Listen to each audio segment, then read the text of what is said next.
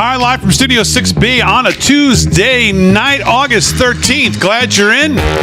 Lots to do. Real America's Voice. Slick Rick's going to do some sports. Kevin Downey Jr. sitting in tonight's going to do some news. Rick Delgado will be here to do some news as well. Aaron and Fran holding it down as always on a Tuesday. Glad you're in, everybody. Slickster, how are you? I'm doing good, Big D. How are you tonight? Very good. How was your day? Fantastic, as always. Really? Living the dream. Okay, very good. It's always good. That's all people want to hear. They don't want to hear, I got to hear good stuff. Oh, okay. And after last night, wow, I feel good about our country. I just hope a few of these other idiots wake up. Slick coming out strong tonight. That's how I feel. That's how I feel. Well, what idiots are you referring to exactly? The wingdings on the left that that would have missed last night's fantastic Elon Musk interview. Now, you said you spoke to some people who didn't even know that this was happening. Yeah, I got a few people that didn't know, or they didn't get a chance to listen. Half people went to bed at 8:30. They missed it. So, yeah. But man, that was impressive. Well, I had a conversation with somebody today who was,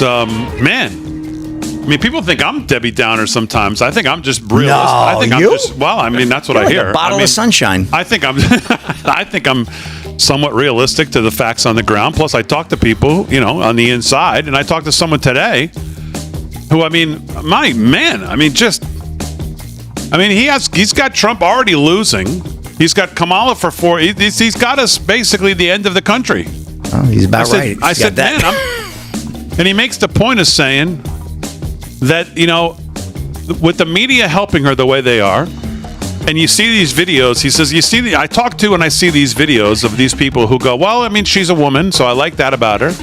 And she's black, so I like that about her. And, what has she done for you to make your life better? Well, I can't say, but, she's a woman, so I like her. And how many voters like that are out there?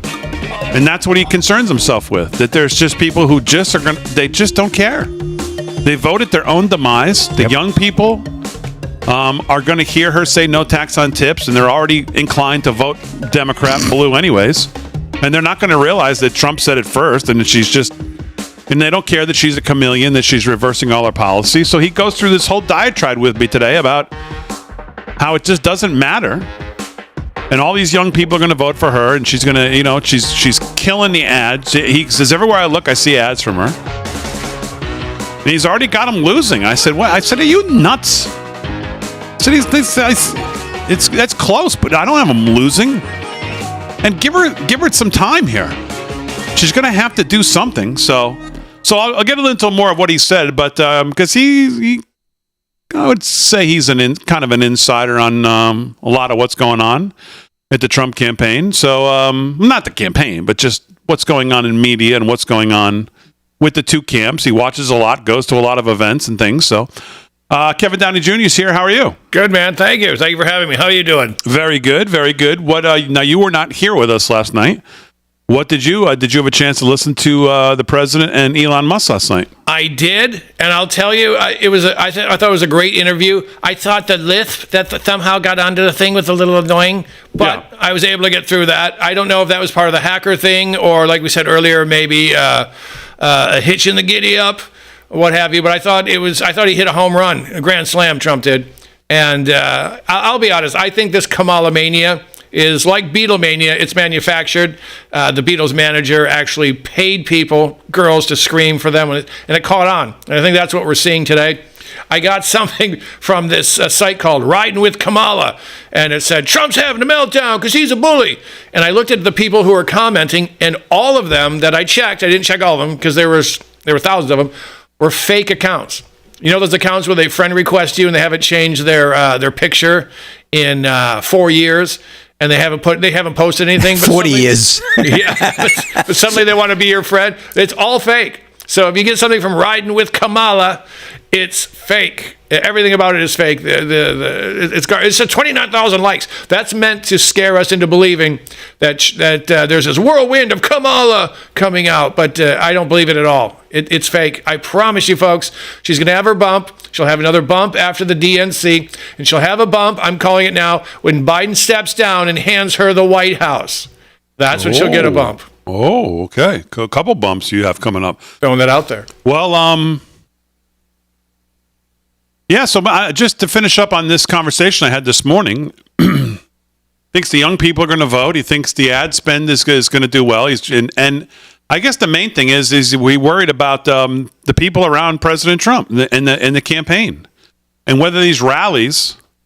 Let's be honest for a second. If I'm going to take his side for just 1 second, do we think there's anybody who goes to these rallies that's not already voting for Trump? No. Do we think there's any independent voters, undecided, who are watching the rallies, going to the rallies, or is it just a complete, total effort echo chamber in just everybody feeling good? And we can talk about whatever crowd size we have. Like, what's the feeling on that? That's a legitimate question. Does anybody think these rallies do anything but talk to the echo chamber? Media doesn't really cover them except for us. I mean, some may cut in for maybe 5 minutes, and that would only be Fox. Nobody else does. So when we keep stacking up the calendar full of rallies, does that have an effect? Kate, do you have any thoughts on that? You know what? I have a few, thank you. I think the rally in the South Bronx was huge. He went into the belly of the beast and came out a rock star. I think stuff like that matters. I think the ones he's doing now are 99% Trump voters, and you've got a few people hemming and hawing. But I think more than anything, those are to get people registered to vote. Scott Pressler said there are 300,000 hunters in Pennsylvania alone who are not registered to vote. If we can get half of them to vote, it'd be a landslide, as long as they're pro-gun. And if they're hunters, I assume they are. So I think that's what these are really about. And plus, if he just sits in the basement, Joe Biden sat in the basement last time and won. So I'm not sure that Trump can do that. But yeah, I think for the most part, he's preaching to the choir. But it's people who sit home and watch. It builds, I believe. But I think more than anything, he's getting people registered to vote.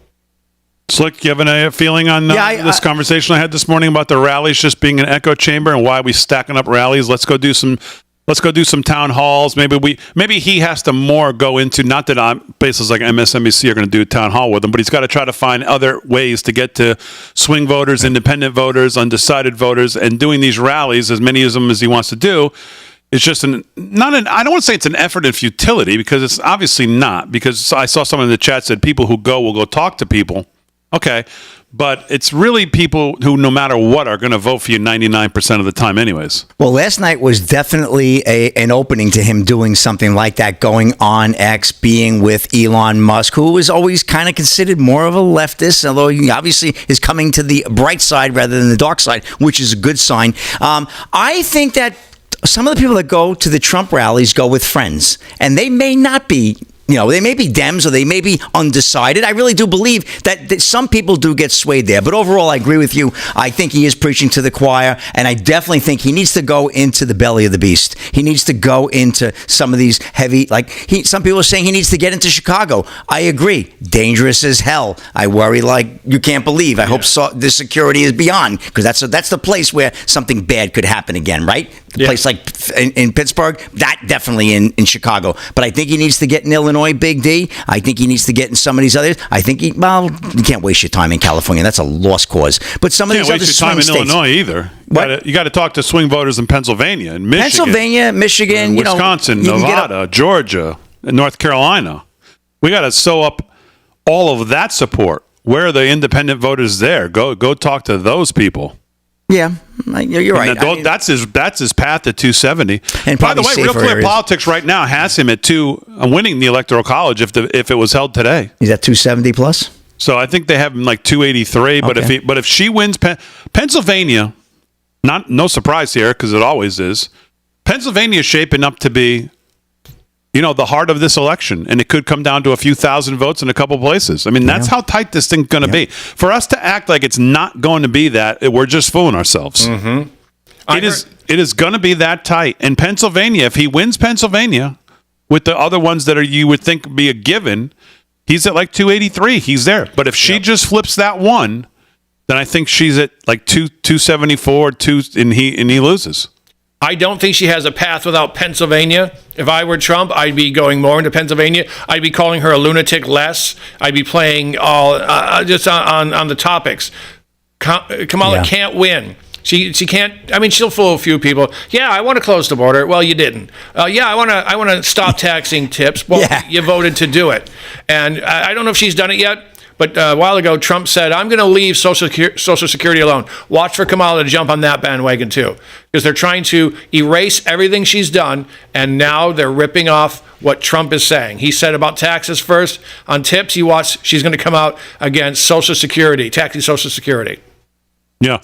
Well, she's pulling the old chameleon thing. We know that. So let's see what some of the audience thinks. Facebook Bud says, Big D, the rallies are also inspirational and influential. The assassination attempt would not have happened if it were not for a rally. Okay. I see some people that say, yes, it's an effort and futility. They're talking to the echo chamber. Harris couldn't win the Democratic primary. Remember, yes, absolutely. You're absolutely right. We know when she's presented herself as a candidate how her own party has responded. She never won a primary. I have as many primary votes wins as she does.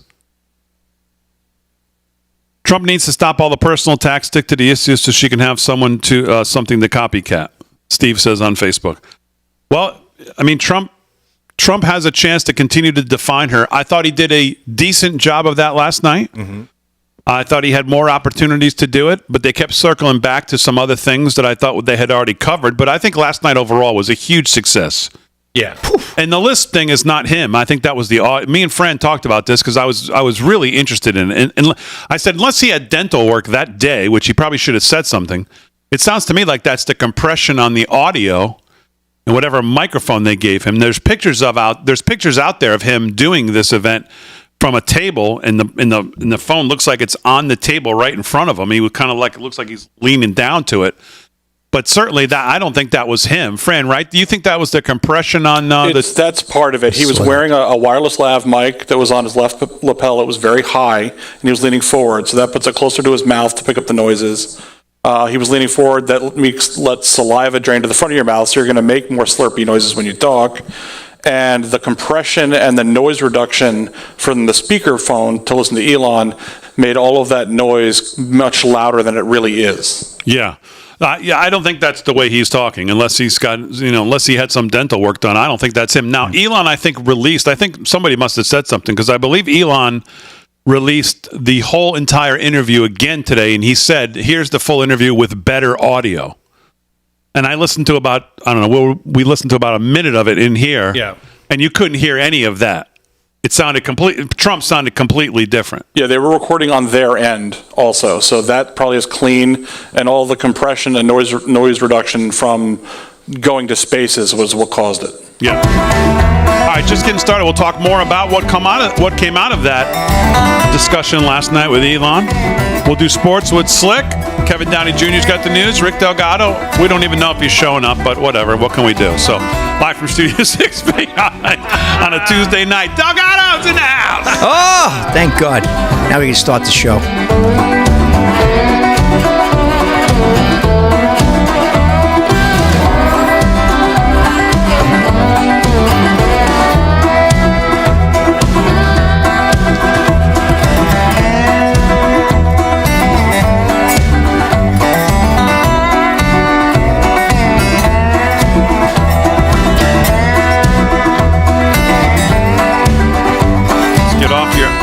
Here's a good comment. I love these. Here we go. Read it. Come on. Hey, Damon, why don't you spend some of your big bucks? I don't know what that means. Get off your ass and go do what you say needs to be done, since you know so much more than those in charge of the campaign. Now, so how do you come up with that out of what I just said?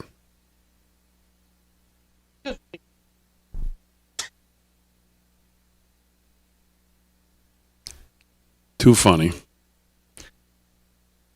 People are strange. You're just funny looking, which is what's fantastic. up, Delgado? What do you got? Like a hot date tonight? You got a girlfriend or something on the side? What's going on here?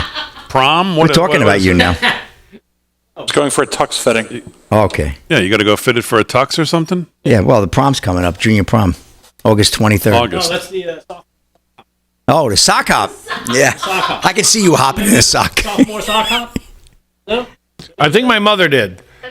I think the sock hops ended around the time my mother. I think, Kevin, I think that was before your mother. Don't insult her. She ain't that old. All right, what's going on in the social media chat? I see a lot of familiar names in there. Really? Well, we had good audience last night. X, 10,000 at one point watching on X. 8,700, 9,000 or so on YouTube. So if you're on the YouTube. Yes, Delgado is tardy. Someone said Delgado's tardy. Mark it down. Party. Remember that song? Hit the like, thumbs up. Tardy to the party. Subscribe to the channel. Let's see what else is out there. Mary Smith says Damon is such a Debbie Downer. Must live a miserable life. Yes, Mary. She must be new to the show. You're really you're on it. You've got it nailed. Oh man, good lord. You've got it nailed. Everything's perfect all the time. And it's not. You're not a Debbie Downer. You're a Damon Downer. Yeah, Right. Get it right. Damon Downer. Come on. Debbie. Fleave. Renee on Facebook. Hello from Louisiana. There we go.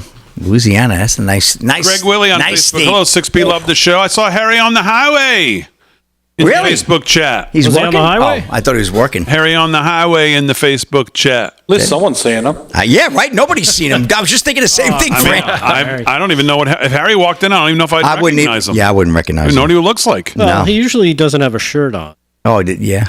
Well, I should say he has a shirt on, but he has all the buttons open, so you could see his massive Well, he's amount of swinging chest hair. that 70s DJ. Drag logo. Blacker, where is Zir? Zir is, I think, in North He's not Carolina. here. North Carolina, I think.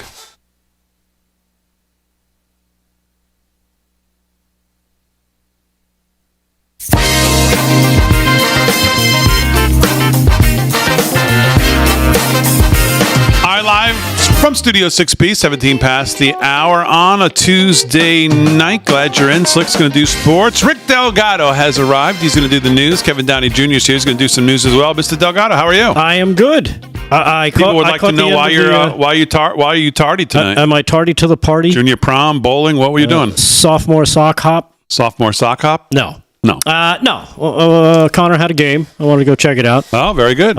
Turns out the other team didn't want to show up and get their asses beat, so it was a forfeit. And you were late. Why? Yeah. Nah, 'cause What I was time did they watching forfeit? shoot-around? What'd you go for? Like a couple drinks afterwards? Yeah, And ice cream? Yeah. it's not bad. Something? Yeah. Root beer Saw float. Harry. Float? Yeah, exactly. I stopped by Harry's You place. stopped by Harry's. Oh, nice. There's no. Harry's got nothing. I got a half a Corona and I got like a quarter of an ounce of vodka. I went to Harry's house for a party. Half a bag Disaster. of potato chips. I should have stopped at the liquor store and emptied the whole gotta bring place. your own at The Harry's. tastiest thing at Harry's house was the bacon treats for the dog. That was the best thing that smelled the best. Yeah, was the those. dog ate the best. Yeah, exactly. And one So- thing about Harry's, these parties are hit or miss. But I heard you guys talking about last night. Yeah, you were here. Yeah, I was Yeah, here. you were here. I was here for most of it. Yeah. Yeah. Are you have 2 cents you'd like to throw in here? What were your thoughts? What was your Debbie Downer thought there? Your Damon Downer thought? I didn't have any Debbie No, you Downer didn't. thoughts. Oh, okay. No. Not at all. Nope. I only caught the end. Because I mean, a lot of it was a lot of stuff we'd already heard. Okay. But to me, that doesn't matter because that last night was not for us. We're already the converted. It doesn't matter what he talks about with whoever he sits down with because we're already converted. We're already there. All these things are now for those people who aren't sure. The ones that are like, well, I don't know. They keep saying this. They keep saying that. I really should actually. This is the stuff they're gonna grab clips of. They're gonna put them out on the internet. People are gonna find them and be like, now I get it. Now I understand this. Now I understand what he meant by that. Now I see that. Oh, he sounds kind of normal. He kind of sounds relatable. He kind of sounds like I would sound. Yeah, that's based. It's for everybody else not already voting for Trump. Yeah, that's my thought. And we just talked about this. And last night we thought that was a great opportunity that he took. And the views are like, it's like 1 billion views. I mean, it's just it's crazy. Yeah, it's over 1 billion views. But what we were talking about in the first segment is where else is he doing? Because the people you just described, they're not attending rallies. If he's starting to do 3 or 4 of them a week, Right. Basically giving the same speech 3-4 times to people who are 99% in the camp already, as you just described. Where else can he do what you described as he did last night? Well, he's already been doing it. I don't know if you saw. I don't even know the name of the podcast where the kid had the truck wrapped, the Tesla truck wrapped for him. Aiden Ross. All right. I never heard of the guy. I never heard of him. I guess he's got a big following, a podcaster. He's a younger dude. Huge. Yep. Okay. I'd never heard of Aiden Ross. Yeah. Evidently, he's got followers that don't watch this show. Right. Or maybe they do, or maybe there's a few. Never heard of the guy. Well, he's done. Yeah, that's a good point. He did Aiden Ross. He's done the Nelk Boys. Yep. That's a totally different audience. That's a younger, skews Yep. younger. But they're pretty well known to. Well, I don't know. I guess are they known to be more a little conservative? I guess kind of. They've been friendly with Trump, Dana White, that crowd. Yeah. It's stuff like that he's got to use, and we've complained about it. I know Slick complains about it a lot. That it's like, it's almost frustrating. It almost seems like, hey, why aren't you trying to reach out to more people? And the rallies aren't to reach those people. The rallies are for the base. Everything else, the stuff we saw last night, the Baker Boys, whoever you just said, Aiden Ross, those types of shows, and this is just my thinking, is those are reaching the ones that maybe don't know him. Maybe they're not sure. Maybe they're first time vote. Maybe they're 20, 21, first time voting. They don't know what to think. They maybe they've been listening to their parents, like, well, I don't know if I believe mom and dad on this one. I got to look this in for myself. And they find these people. And that's how they develop their audiences. Now he's reaching people that he probably never would have reached at a rally or on a Fox News or on a CNN, because those people don't partake in that type of media. So that's just my thought. Yeah. I could be totally out to lunch. No, you're right. Yeah, I think people get their those are media good from thoughts. a lot of I think places today. Those are good thoughts. Remember, he went to very good went thoughts. to the Nashville to the Bitcoin conference. That was probably mostly a new audience to him. He went to the Black Journalists.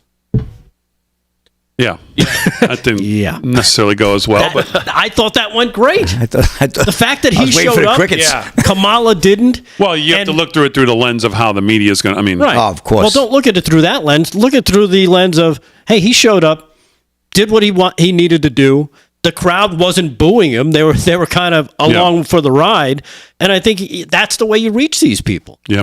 So- All right, 22 past the hour. Let's start with some sports. Sports is brought to you by Mike Lindell and MyPillow. LFS6B is the code to use if you shop there. Great savings off great stuff from Mike Lindell. Slick, what's going on? All right, we're going to get the Sports Big D right to the scoreboard. Let's go, Major League Baseball. Let's get caught up here. We got right now Nationals and the Orioles down in Baltimore. Nationals clobbering the Orioles 7-2, end of 6. Top of the 6, Cubs and Guardians tied at 1 in Cleveland. Out in Philly, the Marlins 3-0 over the Phillies. That's the top of the 7th. Top of the 6th, Tigers mauling the Mariners. Ready, Kevin? 11-1 in Detroit. Whoa. Looking good. There you go. There's a win there for those, perhaps. Reds 4-1 over the Cardinals. Reds looking for their 3rd win in a row. End of 7. Let's see if that bullpen can't blow it. Astros over the Rays 3-1. Top of the 6th. Top 4, Athletics 7-1 over the Mets. Rangers and Red Sox. Red Sox lead that one 3-0 up in Fenway. Bottom of the 5th. Bottom 3rd, Twins down in Minneapolis up over the Royals 4-1. Dodgers and Brewers, no score there. Bottom 1st. Also bottom 1st, Yankees and White Sox just underway in Chicago, no score. Blue Jays taking on the Angels, 9:38 first pitch. 9:40 we got the Rockies visiting the Diamondbacks. We also have Pirates at Padres, 9:40. And last but not least, in San Francisco, Atlanta Braves visiting the Giants, 9:45 first pitch. Really no Olympic stories, Big D, which I'm sure our audience will be happy to hear about. But here's a good one, circling back to good old Minnesota. You got an exclusive. Matt Burke, Tim Walz can't lead, can't execute, but can give a stump speech. This is John B. Pollock of Breitbart. Matt Burke, a retired All-Pro NFL center, Super Bowl champion, and former Republican candidate for lieutenant governor in Minnesota, says that Minnesota Governor Tim Walz can't lead, can't execute, but can give a stump speech. Burke went to Harvard and graduated with a degree in economics. He played for the Minnesota Vikings from 98 through 2008. Good career. Before moving to the Baltimore Ravens before he won a Super Bowl in 2012. An All-Pro for 6 seasons, he is frequently mentioned as a candidate for the Pro Football Hall of Fame. Pretty big accolades. He entered the political arena in 2022 when he ran on a ticket with Republican Scott Jennings against Governor Walz and Lieutenant Governor Penny Flanagan. Burke spoke to Breitbart News on Tuesday about being shocked by Vice President Kamala Harris' decision to choose Walz last week as her running mate. Here's the thing about Tim Walz, Burke said. He will literally literally say anything when he's campaigning to get elected, you see. Once in office, Burke said Walz cannot deliver. Case in point, Walz promised Minnesota families that he would send them each $2,000 checks to help them deal with the rising cost of inflation with money from a state budget surplus itself party from federal coronavirus funds. Ultimately, the Walz checks came out to far less, up to $1,300, and were taxable by the IRS. Economically, the economy here is growing slower than the national average, says Burke, who is an investor in startup companies. Our schools, which once used to be toward the tops in the nation, he's a former teacher, he talks about being an education guy, we slipped to 17th. Burke adds, politicians are politicians. He's that.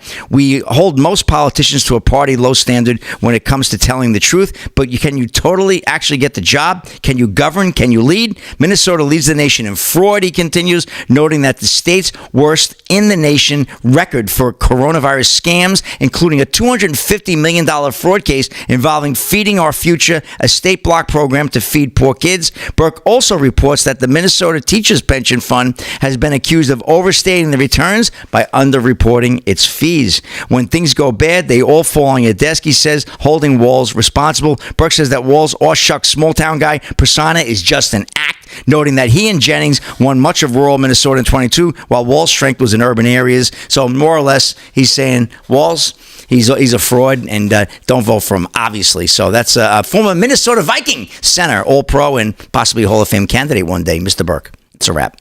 All right, live from Studio 6B, more to do. 26 past the hour. We'll do some news with Kevin Downey Jr., Rick Delgado. Coming up.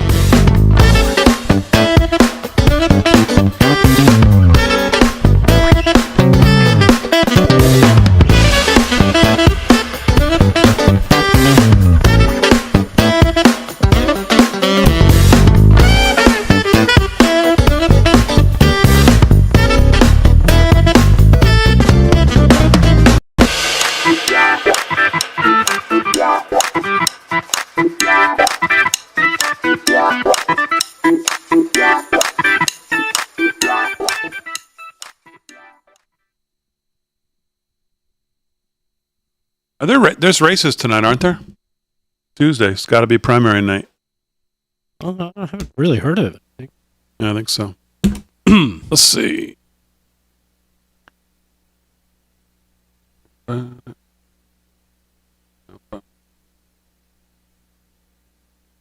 Primary election results tonight.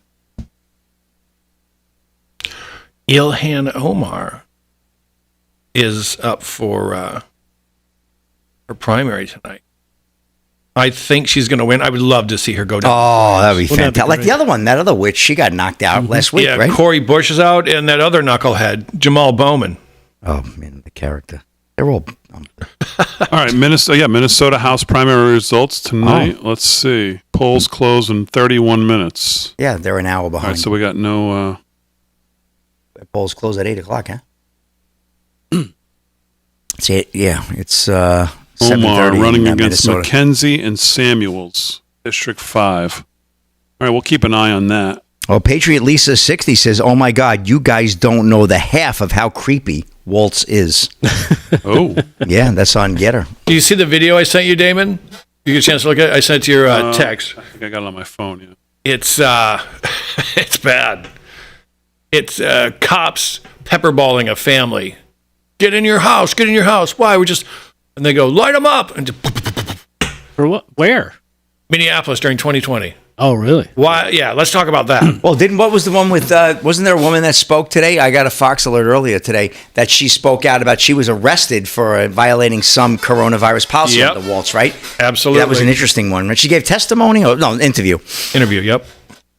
Here's another I got these all day long. You were chosen for an electoral college survey. We only chose 50 Dems, so your responses will weigh heavily from Wow. State Well, Democracy. you should get right on that, I Big guess D. I guess everybody in the chat was right. You are really.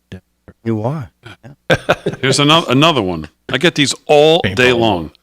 Yeah, We're but do you- organizers with Yes on 4, the official group that's fighting to protect abortion access in Florida. Damien got offered a job as a CNN anchor in the morning. God. I write the worst things back to these things. You have no idea. Wow, I'll let you answer my next text from I should screenshot my responses before Gavin I delete Newsom. them. Yes.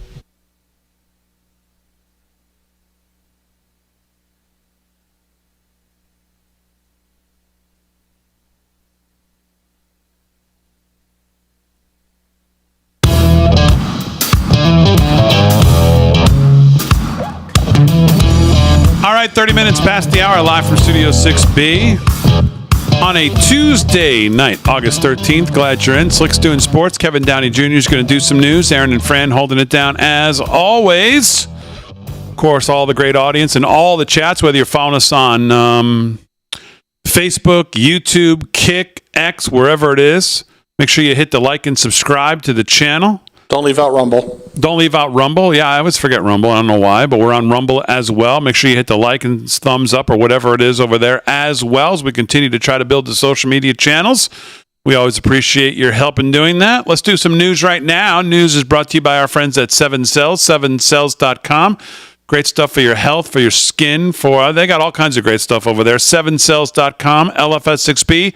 Is the promo code to use at checkout, 10% off. Rick Delgado, what's going on? Well, let's see. I wasn't sure you were going to come to me. No, I'm kidding. I was hoping you would come to me at first because I'm prepared. I actually did prepare this particular story because it was something I thought maybe we could get to last night. We didn't, so I saved it for today, and here we go. This broke over the weekend. Let's go to that Red State headline. Check this out for yourself. If you haven't seen it, read it for yourself. Las Vegas police recordings released from Biden's medical event and Code 3 transport to airport. Yes, that's from Vegas. Remember that incident in Vegas? We were told, oh, it's just COVID. Well, audio, it seems, has now been released from the Las Vegas Metro Police Department's protective detail for President Joe Biden on July 17th, and it was released last Friday afternoon by the Oversight Project, which obtained the recordings through a Freedom of Information request. Those recordings confirm Red State's reporting that Biden was first headed to University Medical Center, a trauma center, after he suddenly canceled a speaking engagement due to illness, then suddenly diverted to Harry Reid International Airport. Now, when this first story broke on the 17th, we were told, or I should say lied to, that President Biden was just dealing with another bout of COVID, and Karine Jean-Pierre released this statement. You can see it here. Karine Jean-Pierre's statement released where she tells you basically, no big deal, nothing to see here, right? About what happened. He got the COVID and we had to fly him back, and even a little piece from his doctor there. It's all fine. He just had another bout of COVID, and everything is hunky-dory. But then this story breaks, and now there's audio which has come out to go along with the truth that the White House did not want to share. Now, just so you're aware that this is from the security motorcade, Damon, the detail that they have to figure out the backup route, not to the event, but because they had to cancel that, but to the hospital, because that's where they were headed. This is where listening to somebody like Dan Bongino helps, because he knows all about this stuff, picks it apart, and us mere mortals can now understand it because we don't know the lingo that they use. But near the end, you'll hear a reference to Code 421. Now, according to this, 421 means sick or ill. Here is that Vegas Metro PD audio clip. Check this out. This is cut number 8.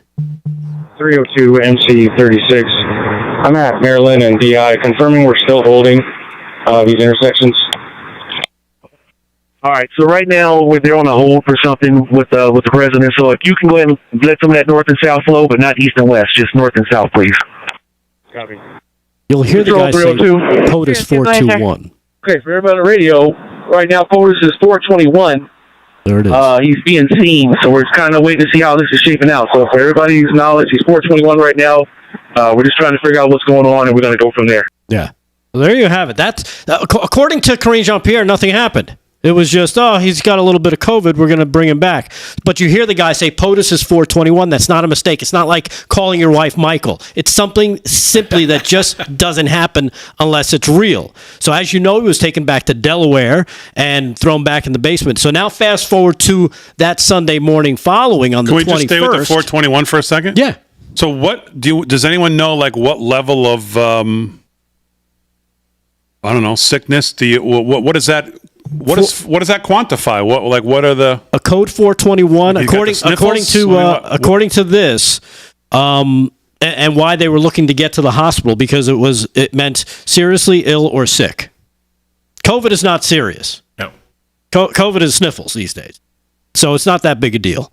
But you did hear the guy say POTUS is 421, and they're waiting to see because he's being seen. So we'll see what happens with that. Now, we take it back to Delaware. He's back in Delaware. And we fast forward to that Sunday morning, a few hours just before Biden drops out of the re-election campaign. And what do we have learned?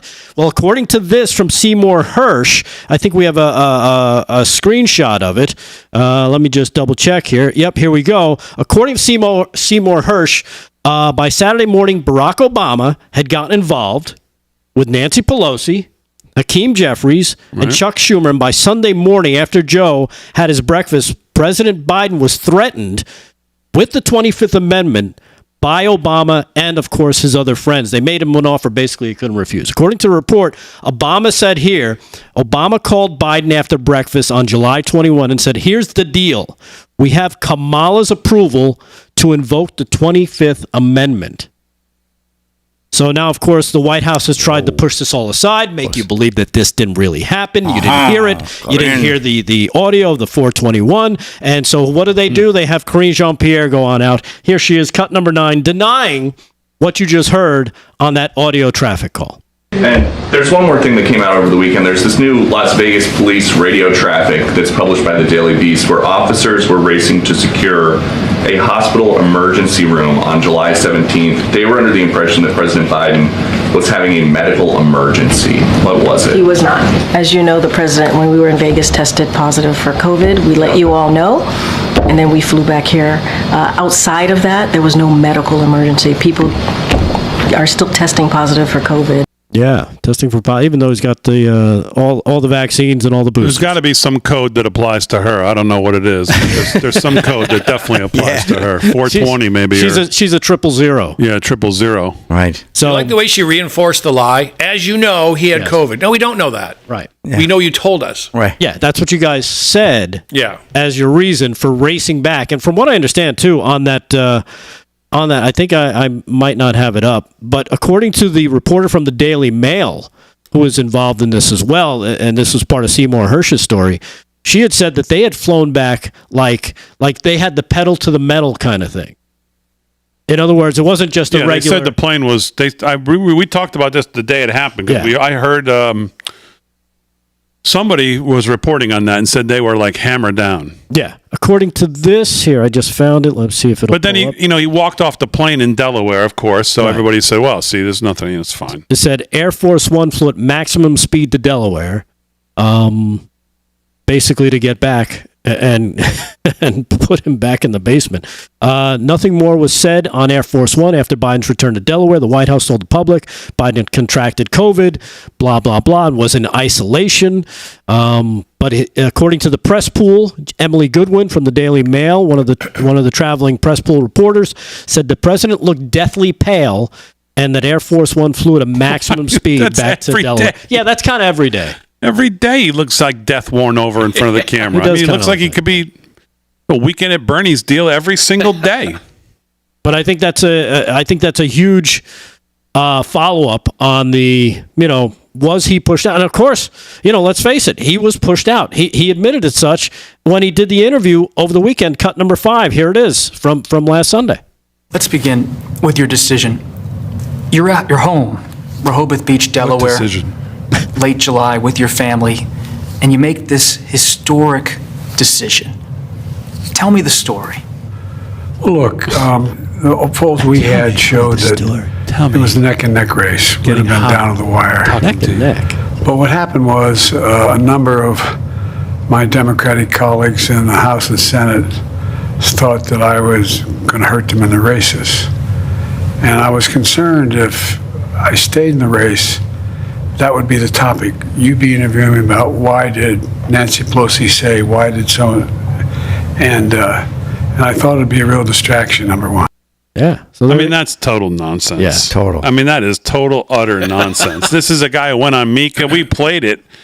I'm not the presumptive Mika. I'm the Democrat nominee. He's in it to win it.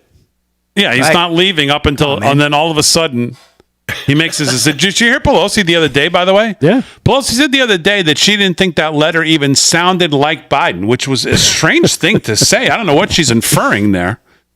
Yeah, Did you I hear don't her know say either. that? Yes, and I was like, well, then what the heck is going on? Hunter wrote it. Yeah. That's what they say. What is she implying? She says that didn't even sound like Joe Biden. No. Meanwhile, she's got she's got the knife still behind her back, hiding it while she's doing the interview that she just stabbed him with 100 times. Yeah. Just insane. Just incredible that this is now starting to come out. We'll see if it gets any more traction, if there's any more follow-up on this. Yeah. Because let's face it, that we could have been, who knows if that's even him. Didn't they say, oh, wow, he looks taller now? Yeah. It's like, are we going, did Dave, the movie Dave happen? Well, I don't know, Delgado. I mean, I don't know. Do you think it did? Yeah. I don't know. Come on, Delgado. I don't know. You think there's more than one Joe Biden? I don't know. We think there's more than one Delgado. Do you? Yeah. Unfortunately, yes. We've never seen all of them in the same room at the same time. You'll never see me in the same place at the same time. No. Do you want to give me one, and we'll do Kevin in the next segment? You have more news, or are you pretty much wrapped there? No, I was hedging everything on that. Okay, that's fine. But I do have a couple other clips we can get to. This hedge fund brought to you by I don't know Delgado. if you're a big fan of the Dominican parade in New York City. Yeah, I'm a big fan of it. Are Sure. you? Yeah? Yeah. Chuck Schumer used to be. A couple of I don't know. Did you catch? put a couple of loads of fruit on that hat, run around. I would fit in well there, like looking like this. Come on. He decided to show Plastic up, and he got a Delbert going very to perform there? he got a very yeah. New York Dominican reception. Who did? Schmucky? Chucky Schmucky. Okay. Turns out maybe he's not so much welcome at the Dominican Day Parade in New York City. Here's cut number 1. Check this out. Hey, Chuck, you know Dominicans actually hate your guts, right? Because you're a scumbag, you know that, right? You ruined New York. You're a loser. You're a loser, buddy. See you later. Get the Schmucky. Chuck out of here. I said Chuck. Couldn't happen to a nicer guy. Oh, yeah, what a weasel. You know what that says to me, though? That says to me that there are certain communities who have had it with the Democrat nonsense. And a lot of black folks coming out for Trump, a lot of Hispanic and or Latino folks coming out for Trump. We just saw some there. I think this is something we can't sneeze at. Because I'm reading these polls, and they're garbage polls every day, usually on Newsweek. But then you read inside the polls, 82% of people think the country's going in the wrong direction. Those are the polls people are ignoring. I think they just want to keep these polls tight so they can squeeze Kamala in with a cheat. But that right there was a time when no one ever would have touched Chuck Schumer in a parade. No. And that guy touches them. Yeah, you ruined New York. Not only that, he basically shouts them down and chases them away. I mean, this is what's happening to these people, and they deserve it because that's exactly who they are. Yep. He nailed it.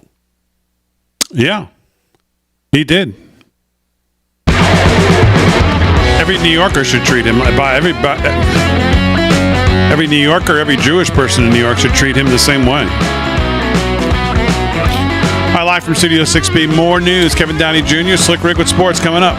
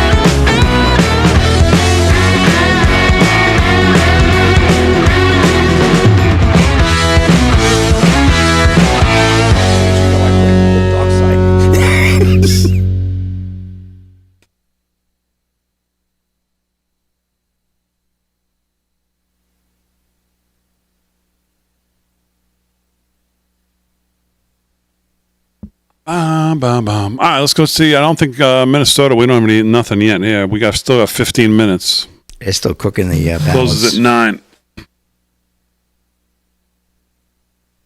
Yeah, but don't they get some reporting? Who else do we want in this? Republican Minnesota House District results. Anyone but Ilhan. She'll win. Democrat House results, 24. Who else is? Primaries today. Now, do you guys think Wisconsin is happening? Minnesota? What do you say, Kev? Do you think Jamal Bowman and Cory Bush lost because the voters sent them out, or the Democrats said, "We're done with you, Jack Puddings. You have not been obedient communist. You must go"? I don't know. I thought Bowman was an obedient communist, right? You know what? When I saw Hillary come out against him, I realized he has pissed off the system somehow. Right. He pissed off somebody. Yeah.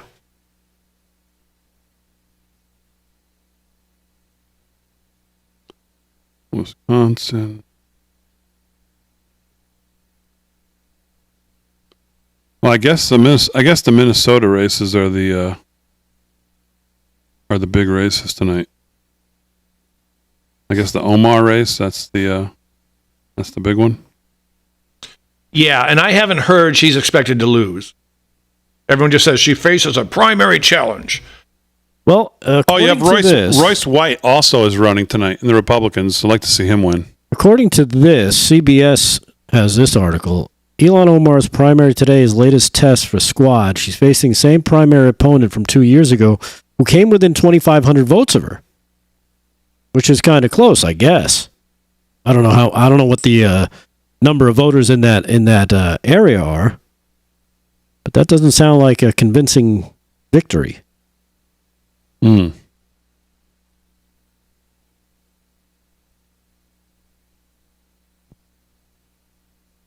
Yeah, it says here, narrowly beat Samuels in 2022 by a slim margin of roughly 2,500.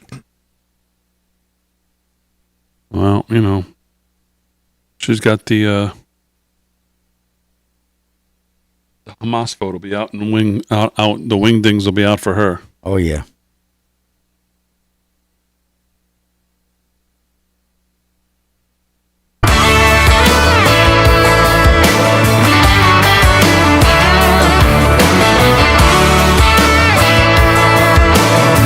Live from Studio 6B, 13 to the hour on a Tuesday night. Real America's Voice. Glad you're in, everybody. Always happy to have everybody a part of the show. If you're following on social media, make sure you hit the thumbs up, like, subscribe, comment, be engaged. That's all we ask. That's what helps us get the word out there, get the channel out there. Slick's doing sports. Delgado's going to have some more news, but right now, let's do some news with the host of the Kevin Downey Jr. Show, 10 to 11, right here in the number one market for radio in New York. The Kevin Downey Jr. Show, 103.9 linewsradio.com. Mr. Downey Jr., how are you? Good, thank you, sir. How are you guys doing? Very good. What's going on with the news? Well, I want to point you guys to something my friend Victoria Taft wrote at pjmedia.com, where I work myself. A great point. I wish I had thought of this. Everyone's wondering why Kamala won't come out and speak to the press. Everyone knows she's a jack pudding who can't be trusted with her mouth open, except for Willie, what's-his-face. But let me throw this at you. Victoria opines that the reason she's being quiet is because she doesn't want to lose any voters until she's not going to talk until the early voting starts, because she wants to bank as many votes as possible. I'm hearing this is why she turned down the debate on Fox, as it came before early voting started. Everyone knows as soon as she speaks, this is over. This little honeymoon is already over. The news is lying to you. No one gives a crap about these two, and I've got some Tim Walz stuff later that if you're on the fence, you're going to be off the fence on this. But Victoria, in my opinion, rightly claims that she can't run on anything. Look at this, California. Keep in mind, California, obviously a big blue toilet state, and how did it get that way? Well, Kamala helped with the homeless, with the drugs, with the crime. As much as she wants to say, "Well, I'm a attorney general or DA, I went for crime." No, she locked up a bunch of black guys for weed, and that's how she got her start. And black folks are really angry about that. That's hurting her. I've seen tapes, video. Black guys go, no. She's not. First of all, they don't consider she's black, and putting black men in jail for weed when she was smoking weed in college is sick to me. But she's got fingerprints all over the death of California, the drugs, the crime. Look at it this way. Right now, and if someone had told you 3.5 years ago, hey, if you elect Joe Biden, there are going to be encampments of homeless people on drugs in all the big blue toilet cities. You would have said that could never happen in this country. And they're all over there in New York, Seattle, Portland, San Francisco, LA, encampments of drugged out zombies who, and everything that comes with it, defecating on the sidewalk, attacking people, eating your chihuahua or your very spendy French bulldog. Stay away from these camps. But as my friend Victoria points out, she can't talk on her record, so she's going to lay low, kind of like Biden did in 2020, which gives me the willies, Kamala, the creeps, because Joe Biden won by hanging out in his basement. That tells me they have the cheat is ready to go, and I've got some stuff later to point out why the cheat may already be on. Okay. What do you think about that, Delgado? Makes sense. You don't want to. We know she can't talk. I mean, would you talk before January 21st of 2025 if you were her? I wouldn't talk at all. No, she's not. That's what I'm saying. That's the first time you'll hear her is the day after the inauguration. If she wins, God forbid. But I think again, going back to what Trump did last night and what J.D. Vance did on Sunday, is doing things that the Democrat candidates can't do. They can't go on and talk because when they talk, people will go, "Oh, this is why she got 1%." This is why a lot of Minnesotans hate this guy. They're finding out that he's got quite the tattered past, not the big high school football coach he touts himself as, and the reason why he had to leave that job was a little bit of the hokey pokey with the alky, from what I hear, and driving. But hey. According to the mainstream media and all the newspapers, this is the second coming. This ticket, oh my goodness, we've never seen enthusiasm like this, especially from the photos that you see where people have 4 eyes and extra fingers. It's wonderful, good stuff. No, I'm not buying it at all. It doesn't mean sit back and don't show up. You got to show up. You got to blow this out. You got to make it impossible. Kevin's talking about the steal is already in effect. You got to make it impossible for them to steal. They would have to come up with 100 million ballots. You need them to come up with 100 million ballots to pull this off. And there's not 500 million people in this country, so there's no way they can pull this off. I want to agree, but I just read yesterday the state of Pennsylvania saying, hey, due to voter and the voting and the ballots, well, you might not have the answer on election night. I'm 58. I've never seen an election not called in one night, except for 2020 and the Arizona election after that. Amazing how when we have to stop to count votes, the Democrats always win. So I expect that they're going to do that. And I'm watching Venezuela really closely to see what could happen here. It's not impossible. There might be riots. I'm not suggesting that. I mean, protest peacefully, obviously, but keep an eye on Venezuela because what's going on there could happen here. They could cheat, which is why Trump is saying we have to be bigger than the cheat. Yeah. All right, we'll do some more news at the top of the hour, but right now let's do some sports. Sports is brought to you by Mike Lindell and MyPillow. LFS6B is the code to use if you shop at MyPillow as we ramp up into, it's amazing. Last quarter of almost last quarter, but last 4 months here of the year, almost September. Kids back to school, getting ready. You're shopping at MyPillow anytime between now and the end of the year. LFS6B, great savings off the great stuff at Mike Lindell's place. Slick, what's going on? I think I was going to borrow that half of this segment, Big D. We're going back to the rodeo. Come on, we haven't been to the rodeo. People have been asking for the rodeo. We got the Olympics going on. Yeah, give me this hat. Oh, my God, it's probably bigger than my whole body.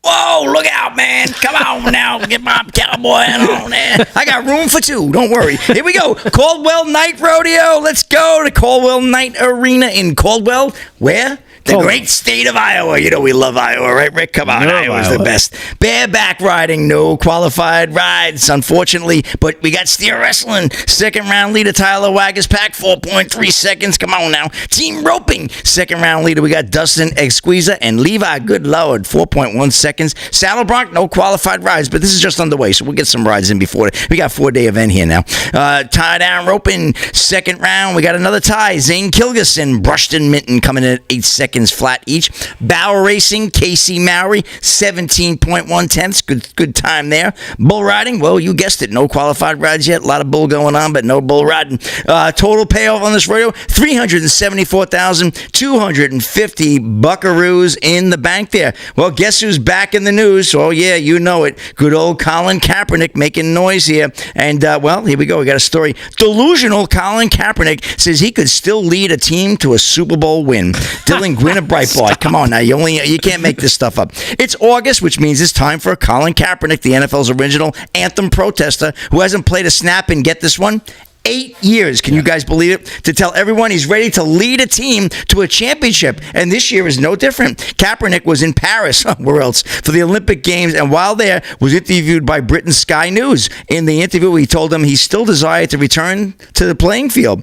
We're still training, still pushing, Kaepernick said. I don't know what he's pushing, but anyway, so hopefully we've just got to get one of these team owners to open up. It's something I trained my whole life for, so to be able to step back on the field, I think that would be a major moment, a major accomplishment for me. I think I could bring a lot to a team and could help them win a championship. Kaepernick began kneeling in protest. Well, we all know this story. However, every year since the conclusion of that fateful season, Kaepernick has voiced his desire to return to the league. This guy got blacklisted. We all know that. But Colin Kaepernick, Big D, he's back in the game, man. He wants to get back in, but nobody's going to sign the guy. No. He had that big tryout there. Right? He's not leading anyone to anything. No way. Absolutely not. You got a better chance at Trey Lance taking your team to a world championship, and that's it. Come on, Cowboys. Last thing he did wasn't he boxing in the Olympics? Oh no, that was that other guy. That's a good one. You can get that confused. That's a good one, Mick. Oh my God, bring him to his knees. Delgado from Come on downtown. now. That's it. He took a knee in that fight, didn't he?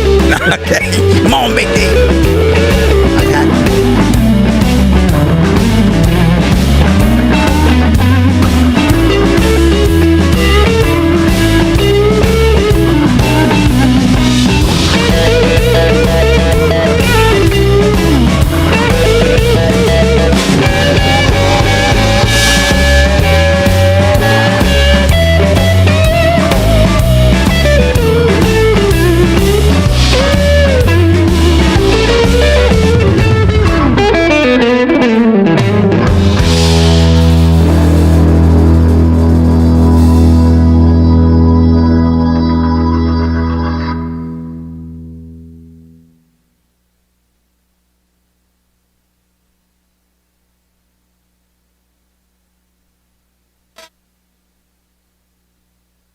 I didn't kill my hair on that one. Come on.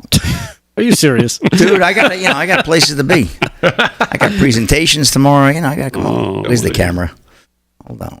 Come on. I feel like it had enough space in there. Yeah, you're right. Aaron, I hear you. Airhead. That's funny. All right. Come on. Come on, Slick Rick. Slick Rick reminds me of Mash's Corporal Klinger. Oh, yeah. Remember him? That's John L. Yeah. John F Troop. Jason Slick on was YouTube says, Slick, you look kick ass in that hat. See? Yeah. That's what I'm Chris talking D about. says the hat looks that guy better with on the Corporal Damon. Klinger. Oh, wow. Come on now. He doesn't know what he's talking about. That's my man right there. James Reed says, don't flip your wig, Slick. Oh, yeah. How do you know I had a wig? Yosemite Rick from That's unbelievable. Green Beret. I got the 42. Hey. I got a whole stock in Flex Seal glue. What are you talking about? Come on now. It's a rug alert. When it's windy out, I call it a rug alert. That would a drug alert. Ruby Suesta, Ruby Suesta, 23. Slick Rick, love you in that hat. Come on now. That's my girl.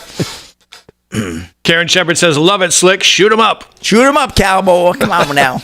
That's the only shooting I'll be doing for the Cowboys this year. That team is shot already. You see that preseason game Sunday, man? Oh, man, I lost my mind. Last play of the game. In a preseason game, you lost your mind? Nah, it's just a point. They win the whole game in the last play. Stetson Bennett, that bulldog. I dare you to throw that up. He threw 4 picks. Send Look it out. to Fran. I'll send it to Fran.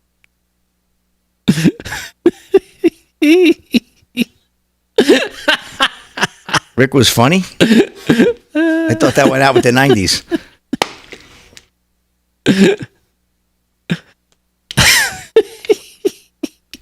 Julian on Facebook says, Big D, with that hat, you give Cowboy Logic a run for them. I don't know about that. I don't know about that. Don Cowboy and Donald Logic, look pretty good in those hats. That Pretty guy's good. he's got a good look there. They got something going on down there. They rip on me once in a while with the old shoes, but they're nice people. They're good people.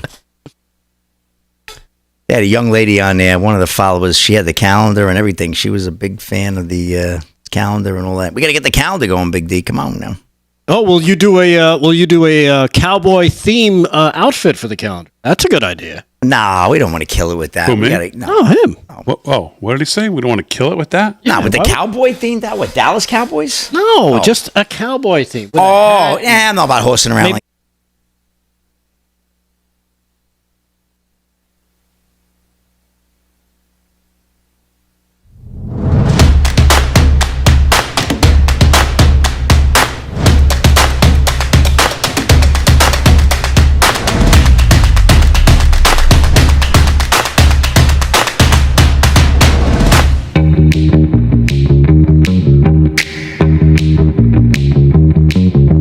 I heard it today. Yep. Yeah, I heard it too. Delgado. Who's the original of Abracadabra? That was Steve Miller. Steve Miller, 1982, baby. Right, that's right. Well, you guys are talking about the Eminem version? Of course, that's the one that's hot right now. That's the one that we were complaining about. I heard it today playing, and I added the Delgado into it at my house in the backyard as I was singing it. What am I doing here? Live from Studio 6B, 9 o'clock on the East Coast. Hour 2. Glad you're in on Real America's Voice. Slick's doing sports. Rick Delgado's doing the news. Kevin Downey Jr. sitting in, going to do some news as well. Aaron and Fran holding it down as always. Of course, you, the audience. Facebook, YouTube, X, Rumble. I think I'm missing something. Kick. Twitter. Kick. Oh. I can't remember all the places. I don't have them written down in front of me. Facebook, yeah, all of those places. LFS6B, make sure you like and subscribe, follow the channel. Boy, some great audiences last night coming out of Trump and Elon on X, which was Wolf Howling made some notes over at the American Thinker about the Trump-Elon conversation. He says, obviously, as millions of us went to X to hear this, obviously we know the DDoS attack that was going on. But as of the writing, when he wrote this, there had been 166 million people had viewed the interview tweet just on Trump's X page, which he hasn't even been active on until yesterday. Wow. 166 million have viewed, and I'm sure it's way higher than that now, just on Trump's. He said, this is amazing because Musk let Trump explain what a second Trump administration will look like. Instead of gotcha questions, other than the opening discussion about the assassination attempt, it was all about policies that will affect the U.S. for decades to come. It was an actual conversation. Musk carefully advertised it as a conversation, not an interview. This format elicited a lot of information, with Musk interpiercing his own opinions, allowing Trump to refine his comments. This was not a hostile interview. It was an extremely comprehensive talk. This was much better and infinitely more informative than Dana Bash's hostile attacks on J.D. Vance on Sunday when she, quote unquote, interviewed him. And then just to go through some of the topics, he said the assassination attempt, Musk complimented Trump's courage under fire. Trump in turn mourned Corey Compatore and spoke well of the other two shooting victims. He also complimented the Secret Service sniper and agents around him, noting that the Secret Service's failures to coordinate on the ground, but he found beautiful irony in the fact that his illegal immigration chart is what saved his life. Now, on illegal immigration, Musk and Trump agreed that immigrants must come in, but they must come in legally.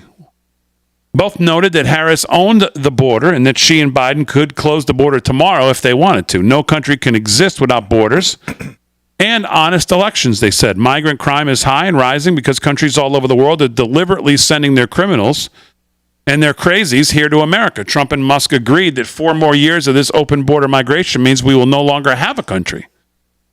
On inflation, Trump said that it's caused by the price of oil and it's a disaster. Our national debt's not sustainable, will destroy the country. He notes that AI alone will require that a nation double its energy output to be competitive with China, must take on inflation that comes from government overspending, and they're both right. Internation situation. Musk states that the world's bad actors need to be afraid of the U.S. Neither Biden nor Harris will ever make any leader in a foreign nation afraid. Trump responds that the Biden administration and Harris's inability to inspire fear is why the world is a more dangerous place today and why it's in turmoil. He points out that Biden shut down the Keystone Pipeline at the same time that he approved the Russian pipeline. If Trump were in charge, neither Hamas nor Russia would have attacked. Elon's Government Efficiency Commission. I saw Donald Trump Jr. tweet about this today, and said, who wouldn't want to see Elon Musk on a Government Efficiency Commission? And he said that his father would make that happen if given the chance. Trump embraces Argentina's Milei for his small government approach. Musk notes that both Argentina and Venezuela should be doing well, but bad government policies have hampered them from doing so. And Milei is really trying to change that now in Argentina. Department of Education, Trump says he wants to abolish it. Now, everybody since Reagan has talked about this, every Republican in some form, and obviously it's never happened because it's not that easy to just shut down these godforsaken departments that's always anti whatever their name is. If it's the Department of Education, they're always anti-education. Doing so will cut education costs and improve state education outcomes, he said. Trump points out that he was the best for blue-collar workers, especially blacks and Hispanics. Trump and Musk believe Trump can turn the economy around. They talked about global warming. Musk, who believes in climate change, nevertheless holds that there is no need to overreact to the most extreme global warming claims. But over time, he says, we must move off fossil fuels. Trump disagrees. He points out that beneath America's land, there are 500 years worth of oil reserves and we need to drill for them. Musk thinks that CO2 buildup will become a problem over 1,000 parts per million CO2. We need to move within 75 to 100 years. Trump is not all in on that. But again, this was a great discussion, not necessarily an argument. Mm-hmm. On lawfare, what Biden is doing has never been done in the country, they said. And what's happening to Trump in other states is centralized stuff right out of banana republics. Trump says he was targeted for complaining about election interference while criminals are getting off scot-free. Political enemies are being prosecuted. The lawfare is completely crooked.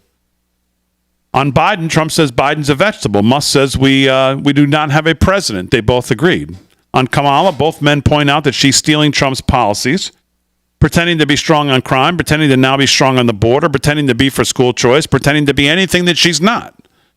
She also stole his no tax on tips idea. Musk calls her ridiculous and far, far left. And by the way, his comment about going after her father, I thought was a really good point, that he had that at the tip of his tongue. He was prepared to drop that her father was a socialist Marxist professor and author.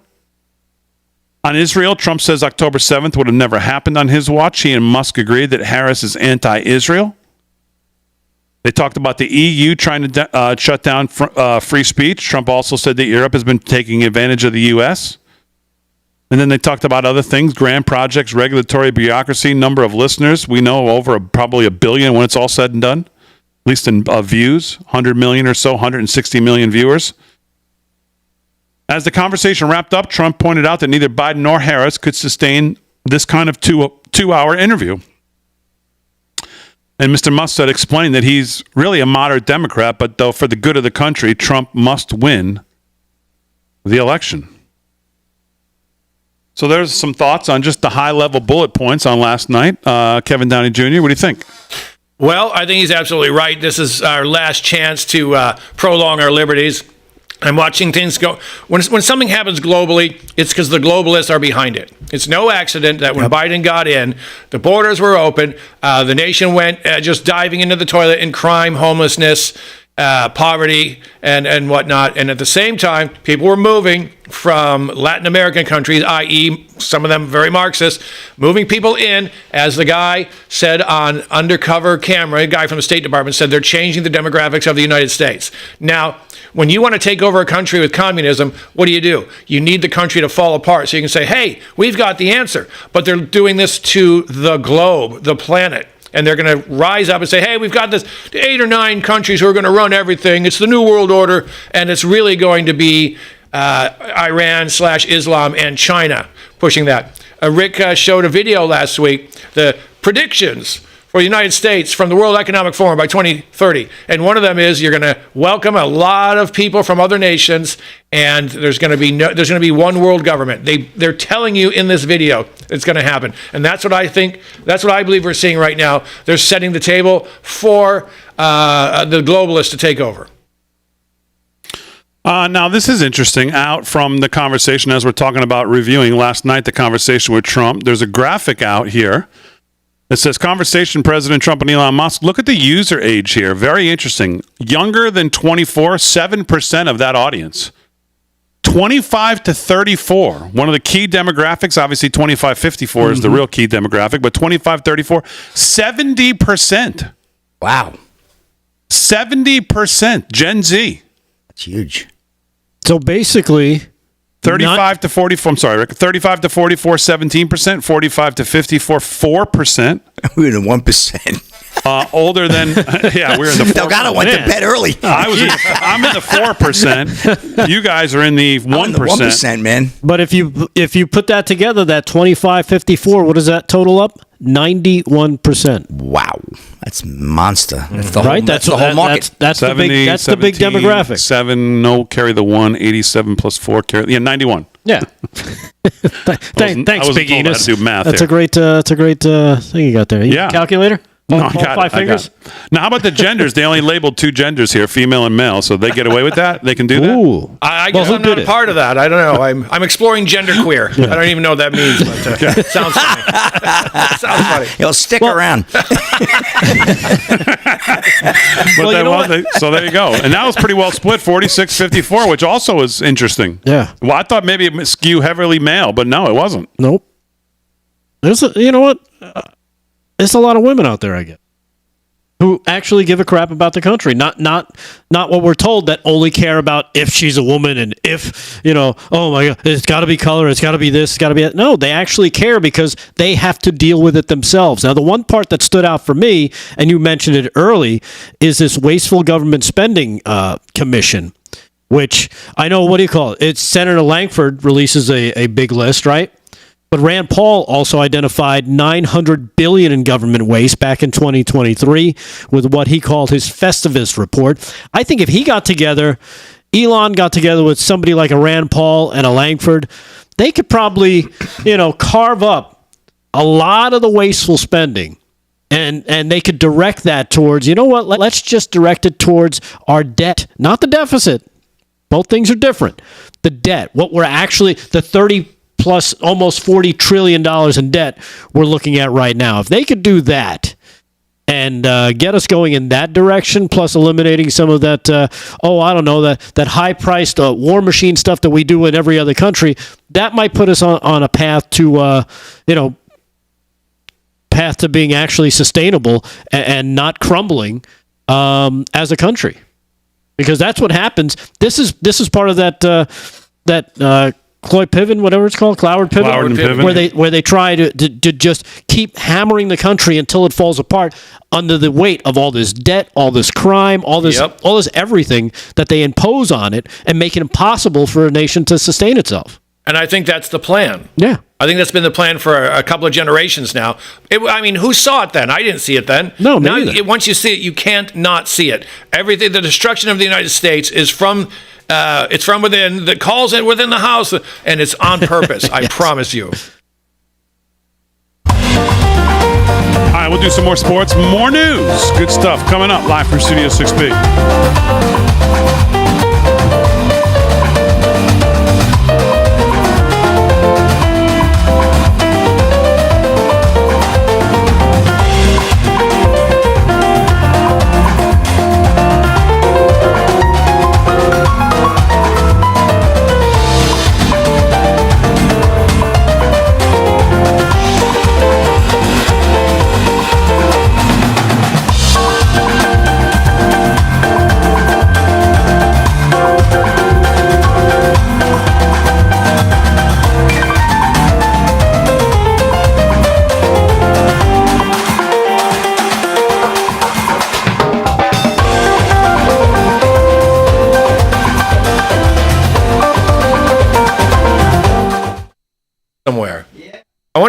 we can't do it in the studio, I'm sure, but imagine it's a cigar and bourbon night.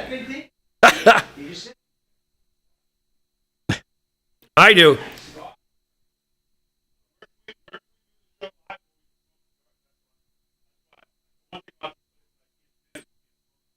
You know what? I know a couple places. I know a couple guys who own cigars. Let me see what I can do. I'll drink the bourbon.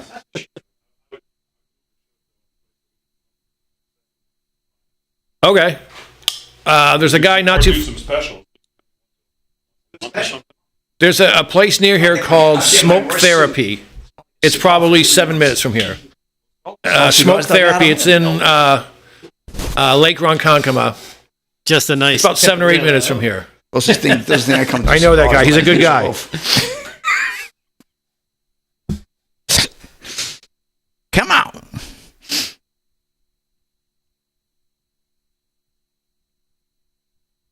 Oh, okay.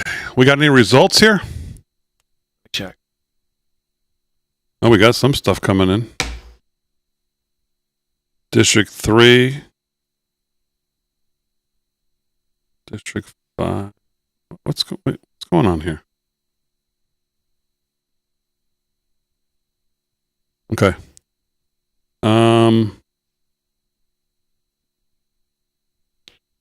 What district is Omar in? Did I lose it here? I don't see her name anymore. I think fifth. Well, then, why is there a yellow check next to El Akadi? Oh. There's a check, but it says 0 votes, That 0. don't sound like it's any better than Hub, but that's another story.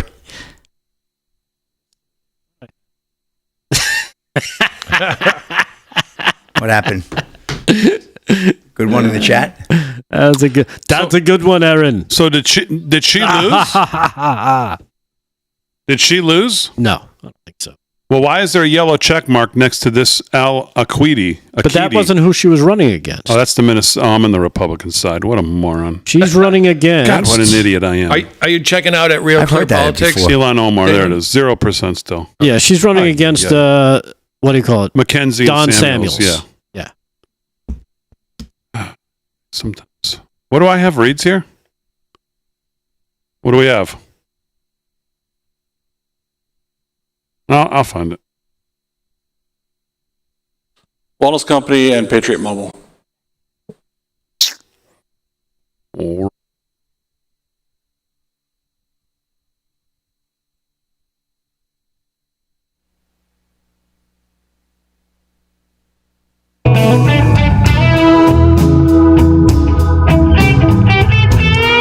Well, everybody knows the next medical crisis is just around the corner. Whether it comes in the form of a pandemic or something much more mundane like a tick bite, you and your family need to be prepared.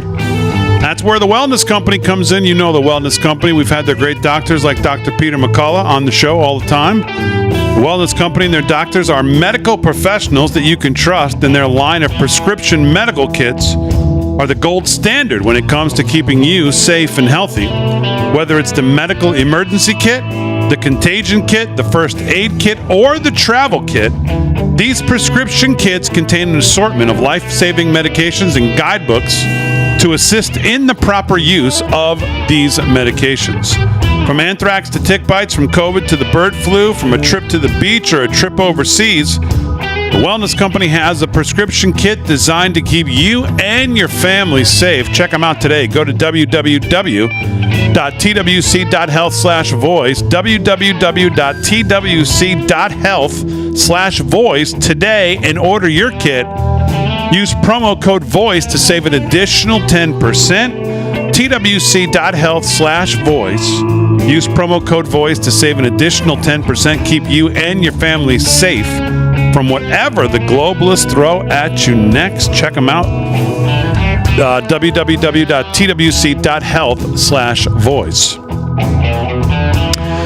Well, Americans are tired and frustrated by a stalling economy, inflation, endless wars, and the relentless assault on the values that made America great. Thankfully, there's a company like Patriot Mobile that still believes in America and believes in our Constitution. Patriot Mobile is a proud supporter of RAV, and they were proud to partner with them. They're on the front lines fighting for the First and Second Amendments, the sanctity of life, and supporting our military and first responder heroes. Support conservative causes and put America first with every call that you make, all while getting the same nationwide coverage as the major providers. Patriot Mobile has all three major networks, and it's why they can back their service with a coverage guarantee. Their 100% U.S.-based customer service team will help you find the best plan for your needs. Keep your number, keep your phone, or you can upgrade. Just go to patriotmobile.com, patriotmobile.com/RAV, or call 972-PATRIOT, 972-PATRIOT. Get a free month. What? I said a free month when you use offer code RAV today, R-A-V.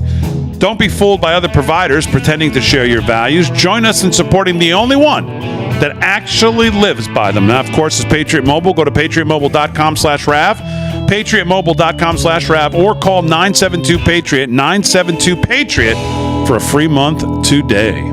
All right, 19 past the hour, live from Studio 6B. Let's do some sports. Sports is brought to you by Mike Lindell. MyPillow, LFS6B is the code to use at checkout. Great savings, sometimes upwards of 60% off if you use code LFS6B at MyPillow. Slickster, what's going on? All right, Big D, let's get right back to the scoreboard. Major League Baseball, here we go in the heat of August, and it's the Athletics absolutely blowing the Mets out 9-4, top of the 6th in Queens. The Rangers right now trailing the Red Sox 6-4 up in Boston, top of the 8th. Frank the Tank's going to have a stroke. Oh, wow, the Mets thing. That's a long life, boy, like the billionaire Jeff fan. Let's see. Top of the 8th, Red Sox. Gave you that score already. Royals trailing the Twins 8-3 in Minnesota, bottom of the 6th. Bottom 4, Dodgers over the Brewers 7-1. Yankees blanking the White Sox 3-0, top of the 5th. And earlier today, finals, the Nationals over the Orioles 9-3. Guardians topped the Cubbies 2-1. Marlins shut out the Phillies 5-0. Tigers absolutely bombed the Mariners. Ready for this one? 15-1. How do you like that one? I know you love that. That's absolutely there, Mr. Downey. And the Reds with a third win in a row, 4-1. Hunter Green pitches a win for the Reds over the Cardinals. Angels taking on the Blue Jays 9:38 out in Cali. Diamondbacks in Arizona hosting the Rockies 9:40. San Diego, beautiful San Diego. Padres host the Pirates 9:40. And out in San Francisco, Giants taking on the Braves. And that's it for the baseball scores and wrap on that. And well, I don't know what's going on here, but bad injury today in the sports world. I'll get to that right now. Vikings rookie QB J.J. McCarthy to undergo knee surgery. Kevin Seifert of ESPN, Eagan, Minnesota. The status of J.J. McCarthy, good thing the Giants didn't go for him, right, is in question after tests revealed the Minnesota Vikings rookie quarterback has a tear in the meniscus of his right knee with a final determination to be made once he undergoes surgery this week. Boy, the Vikings have been snake-bitten that quarterback for years now, huh? Vikings coach Kevin O'Connell confirmed the injury Tuesday, saying it occurred during Saturday's 24-23 preseason victory over the Las Vegas Raiders. Got a story about them coming up, just follow. McCarthy threw the second of his 2 touchdown passes on the final play and left only after he played the 30 snaps O'Connell planned from the take. McCarthy did not mention any pain or soreness until reporting it on Monday. So the news of McCarthy's injury only further ensures that veteran, the great Sam Darnold, you remember him, Aaron, who signed a 1-year contract worth $10 million. Wow, $10 million for that guy. Can you imagine? In March, after spending 2023 as a backup with the 49ers, will be the Vikings starting quarterback in week 1 and likely beyond. Now, meniscus doesn't end your season, but it could be a 4 to 6 to 8 week rehab. So feel bad for the Vikings, their fans. Vikings never won a Super Bowl, so we'll see what happens there. And then speaking of the Raiders, we talked about them a little earlier. Las Vegas police threatened to protest working Raiders games over NFL's new protocols report. Talk about a cop-out, right? The NFL will use facial recognition for security employees. This is Ryan Morick of Fox News. The National Football League's new security measures are getting brushed back from the police department of one of its biggest cities. The Las Vegas Police Department is threatening to boycott working Raiders games if the NFL's new measures stick. We have a big concern over something the NFL is trying to push out. They've gone a step far further. Las Vegas Police Protective Association President Steve Grommes via TMZ sports reports. Initially, Grommes said the NFL had officers sign off on an agreement that they would absolve them all of liability should anything happen to you in the course and scope of a game. But they removed that policy. However, the NFL will be taking security officers' biometric data, your face, and they're going to use that however they need to. And they're going to extend that to their NFL family partners to use your information should they need to. That branches into a lot of places that your biometric data could be exposed to to a lot of people that you may not want it to be, Gamis said. Gamis read aloud that he said the NFL's policy that allows for the collection, use, retention, and disclosure of biometric data by and among members of the NFL family and their credentialing vendors, including Accreditation Solutions, Inc. and Wicked LLC, he found it to be a huge safety concern. We don't know who all these people are, but I'm sure if you're like me, you don't want to have biometric data in the hands of people that you don't know. These could be in the hands of people that are anti-cop, that support a different agenda than what law and order supports. And I don't think I want my biometric data in the hands of folks just because I wanted to go work an overtime game or be down on the field during a football game. So until this is resolved, we're going to keep coming at you and letting you know we need you to know that what rights you are giving up. You want us to work and secure the facility. We'll do our job, but I don't need to have my biometric data given up to the NFL just to do so. So, all this face recognition, there was some pushback in the Madison Square Garden with that too. I remember when that first was launched there. Yeah, they don't like that, and I don't blame them, these police officers, because you don't know where, in this day of imaging and AI and all this craziness, big day, you never know where they're going to plant your face, right? Yeah. Yeah. So let's see. Where Raiders, they don't need any police there, boy. That's for sure. That Vegas is that's some place, boy, to have a game, right? Come on. You want your come on. You want your biometrics being given over to the government? Hell no. Nope. Good God, man. I mean, who would want that? I won't get a DNA test. Wait. You won't? No. Because no. you think like 23andMe is in with all these? They share it. He said 23, not for me. Right. Yeah, my wife doesn't do that either. She won't let me get one either. She doesn't want to know where the hell you came from. The ball, man. That's a real story. That's a book in itself, but we'll talk about that one day. That's a wrap in Sports, Big D. Back to you, 114. That truly is a book. That's a book. Trust me. Remember, China's gathering up American DNA information, all they can get. China. Now, why would they want to do that? Well, that means they're going to fiddle around with our DNA. Yeah. That's why. Maybe they'll come up with another Rick Delgado. No, God forbid. Oh, wouldn't that be awesome? Two of me? Yeah. One of which is a Decepticon. UFOs will be busy, boy. I got a UFO. Now that you mention it. Take me to your leader.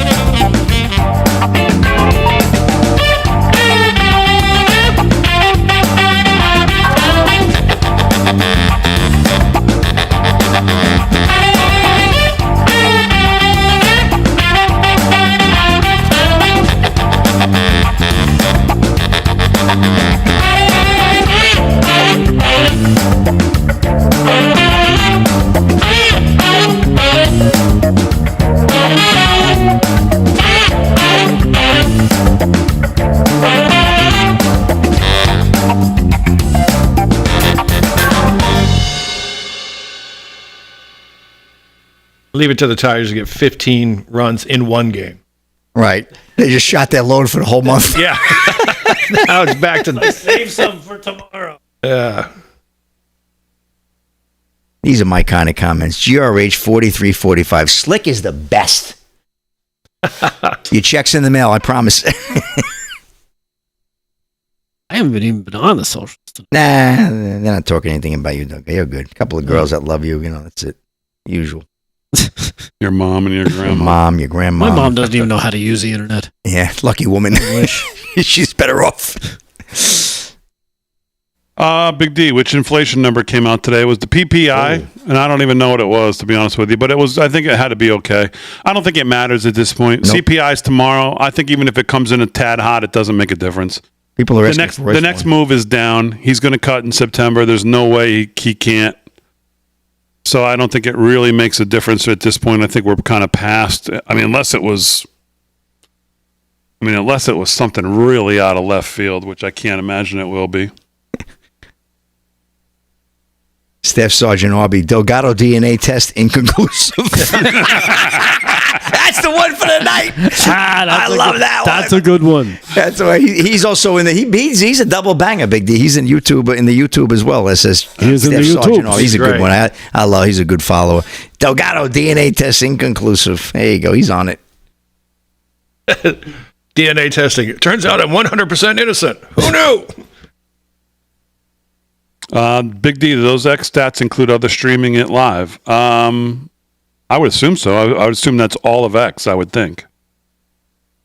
Talking about the numbers, the gender numbers, and the age demographics of the listeners.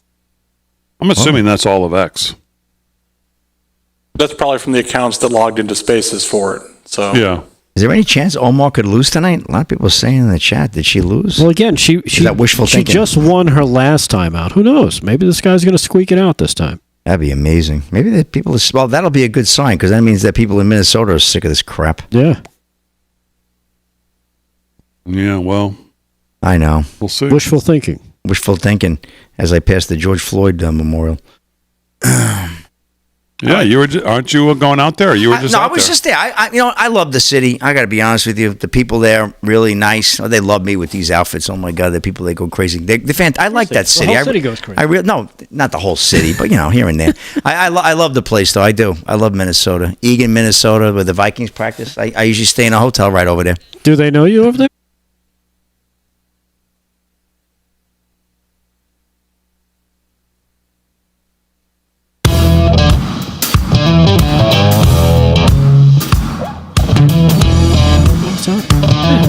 All right, 30 minutes past the hour, live from Studio 6B on a Tuesday night. Tuesday. August 13th. Glad you're in. Real America's Voice. Slick's doing sports. Kevin Downey Jr. is going to do some more news. Aaron and Fran holding it down as always. I saw this video that you sent me, Kevin. Shocking video shows cops enforcing Tim Walz's curfew by shooting paintballs at residents as they stood in their doorways. And you know the thing, we'll get to this maybe in a little bit, but the thing about Tim Walz is I saw him today. He was out and about, and the way he tried to frame this stolen valor argument today is just total nonsense. Trying to make it this generalized, they're attacking my servant. Well, no, we all acknowledge that you served honorably. We talked about that. It's not about you serving your country or anyone who serves the country, that their service shouldn't be. It's not. We're not denigrating your service. We're denigrating your lying about your titles, about where you were, about what you did over and over and over and over again. So he's trying to get by. And again, this is where the medias will let him, but he's just going to try to get by saying these generalized statements of, do you believe these guys are coming after me for my service? I served 24 years and I stand by my service. No, that's not what we're talking about. We're not talking denigrating you or your service. We're denigrating your lying about your service. There's a big difference. Lying about what title you held. It may be a little thing to you, but I don't think it's a little thing to people who have served. Yeah, and lying about the weapons of war he used out in combat. Exactly, in the places you've been. And when people called you certain names that you were not, you acknowledging it by nodding your head. Oh, that's not a big deal. Yes, it is a big deal. Because it's very simple for you to say, I wasn't it. This is what it was. You just be clear. Yep. As 99.9999% of people who served in this country would be. About their rank, about where they went, about what they did, about what they saw, about what they carried, about all of it. It doesn't take much to be honest about it. We're not denigrating your service at all. We honor your service as we honor anybody who serves the country service. As we honor all policemen and firemen and emergency personnel and truckers and farmers and everybody in service to other people and to the country. What we're denigrating is you're lying about it for political gain, for personal gain, for visionary gain. Oh, look at this. That's what we're talking about here. People who served with you. That's what they're coming out and talking about. They're not generalizing this down to your service, as you tried to do today at this rally. It's ridiculous. That's not what it's about. And by the way, I don't think the argument he put out today is going to get legs, even with the corrupt, horrible, suck-ass media. They're not going to be able to run cover for him either on it. I don't think it gets legs. I don't think people buy into it. No. And I don't think it's going away because of what he said today. He's not helping himself. No, he only makes it worse. It's always the lie that gets you, right? Yes. It's always the lie that gets you. All right, so maybe I didn't date that woman. You were only Facebook friends with her. It's not like you dated someone. No, Facebook friends doesn't mean you dated someone. Yeah. That's basically the argument he's having here. Come on now. It's like, oh well, we actually dated. No, you didn't. You're only a Facebook friend. We had a quick That's relationship. Yeah. That's it. You're not even an acquaintance. No. That wasn't even a cup of coffee.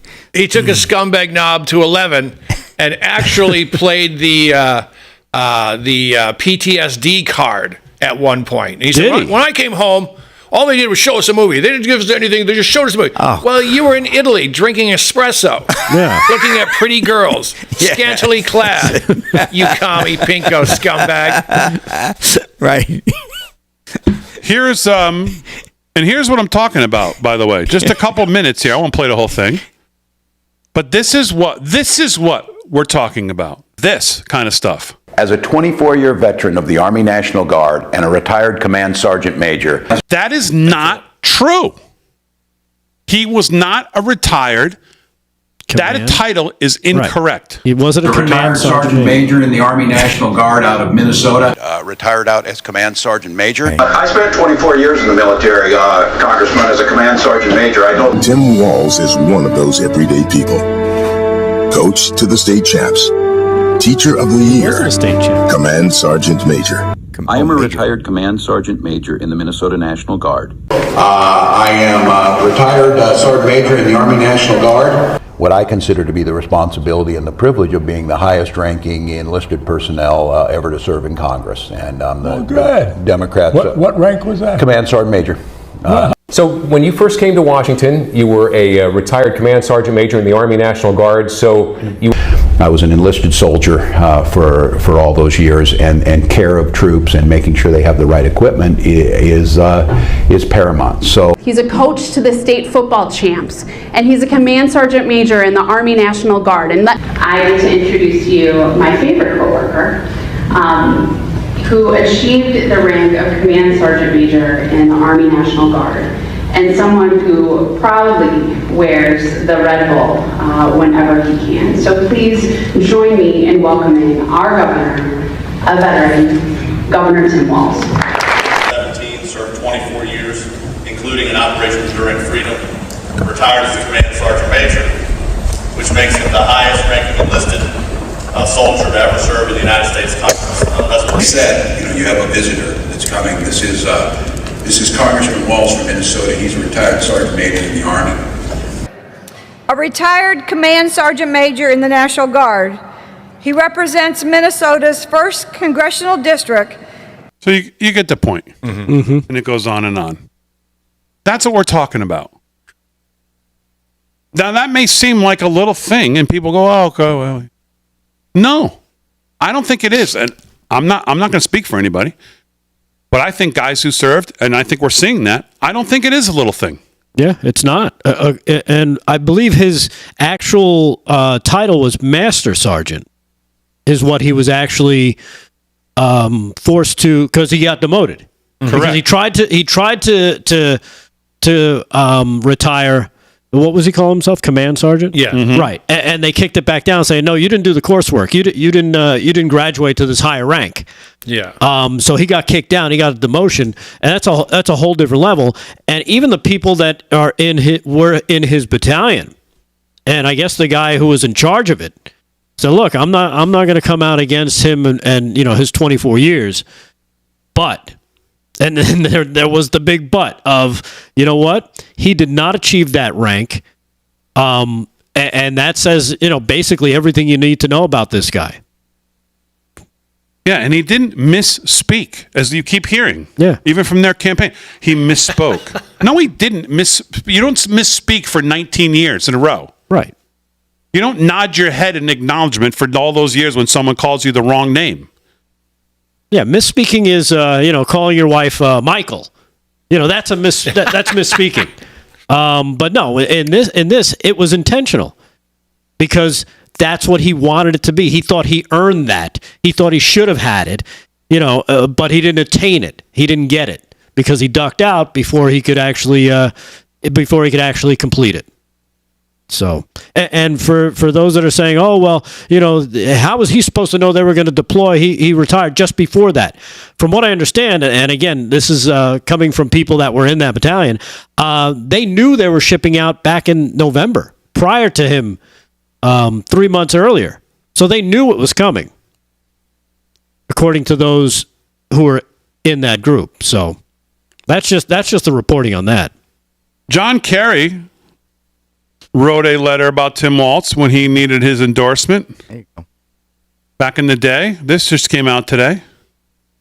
It is with great pleasure I endorse my brother-in-arms, Command Sergeant Major, retired Tim Walz.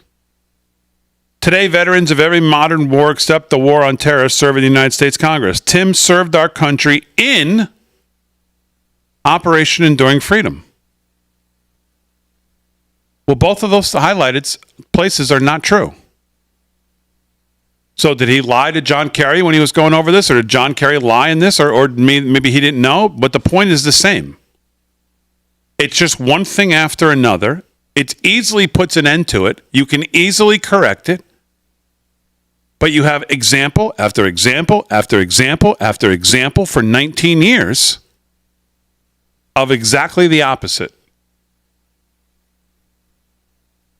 That's what we're talking about.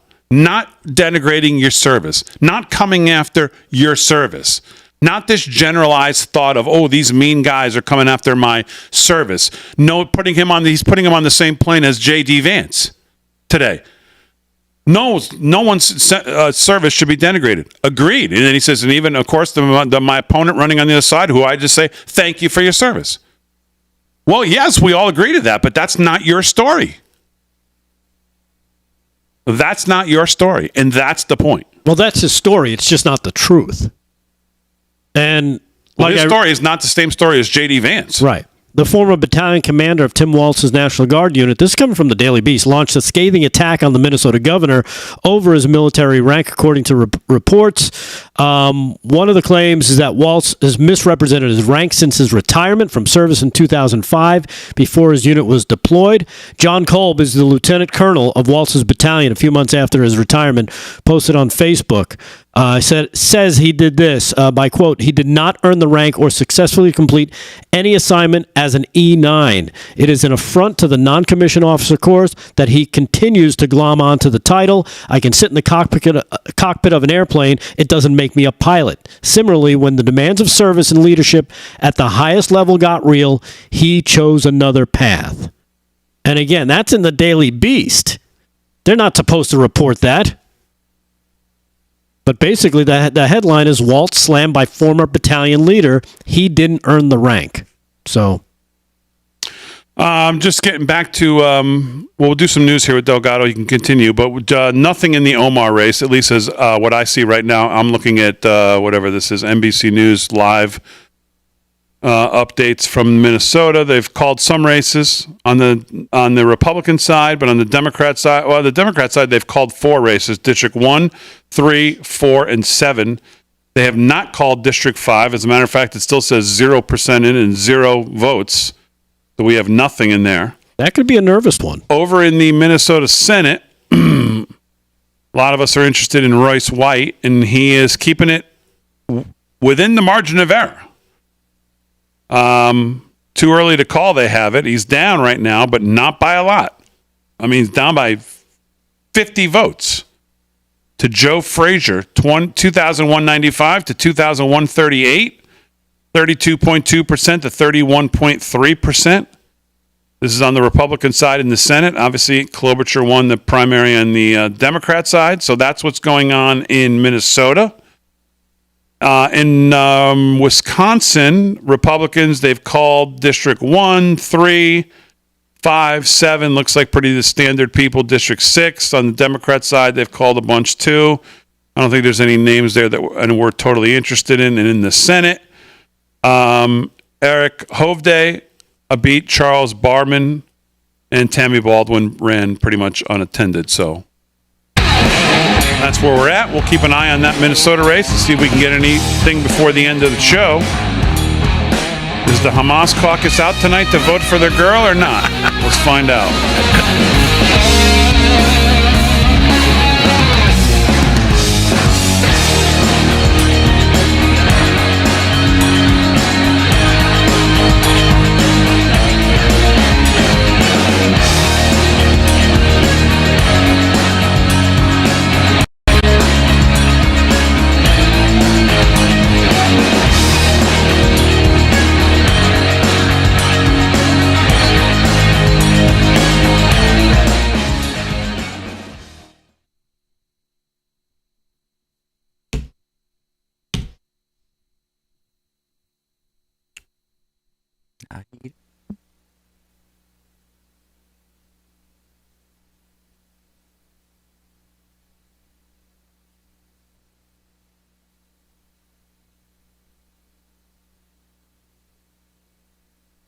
Delgado, is it time for you to leave early yet tonight? No overtime for you. Jim on Facebook said. Jim? We don't get overtime. Yes, we do. You missed out. Yeah, last night. I got spiffed. Of course you got stiffed. Yeah. Well, Delgado has to leave because he's. Well, yeah, Delgado's got to get up early. You got to get up at 4. He's got to wake up the roosters. Got to get up there. Cock-a-doodle-doo. Delgado will doodle-doo. Got to go out in the backyard and look up for a strange light coming from That's the true. sky. That's when you spot him, right, Delgado? You want me to do a real story or my alien story? I want the alien story, of course. All right, then we'll do the alien. We'll do that right now. Confuses his neighbor's drones with alien UFOs. Give me something quick so KDJ can get some stuff in here. Yeah, I don't have much.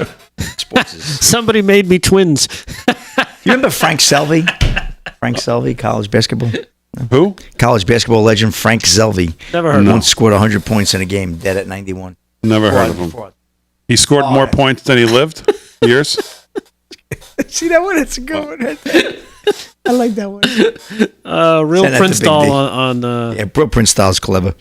Oh, yeah, he does some good stuff. That's a cute one. What's this one now?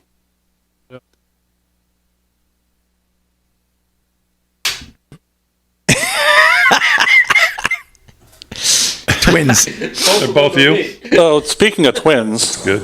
I have something for you. Oh, you do? You have something for me? There you go.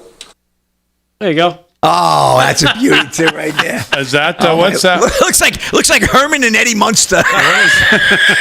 What is that? Is that from? That's from Mary Poppins or something? What is it? Smokey and the Bandit. It's big and little. Oh my God, that's a good one. Who did that? You, Fred? Yeah, I had about 5 minutes. That was excellent, Fred. That was good, man. Oh, I like that, right? Hey, like that. Damon, look at that. Yellow. I got a suit like that. I'm going to wear Friday night. Big and little Enos. I like my hat. My hat looks good there. Say hello to my little friend, Slick. Slick, your hat looks good too. Oh, it's the same one. That hat actually, you know what? That hat actually looked good on me. I thought it was going to look like it was. No, it did look good on you. That's a nice hat. I mean, it's a little big for me, but it's pretty sharp.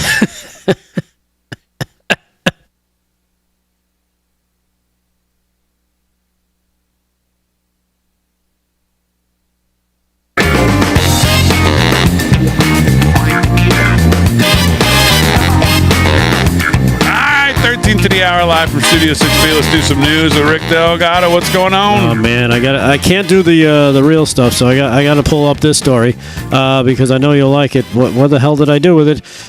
Is it the naked man story? No, it's this story. The hell are you looking at?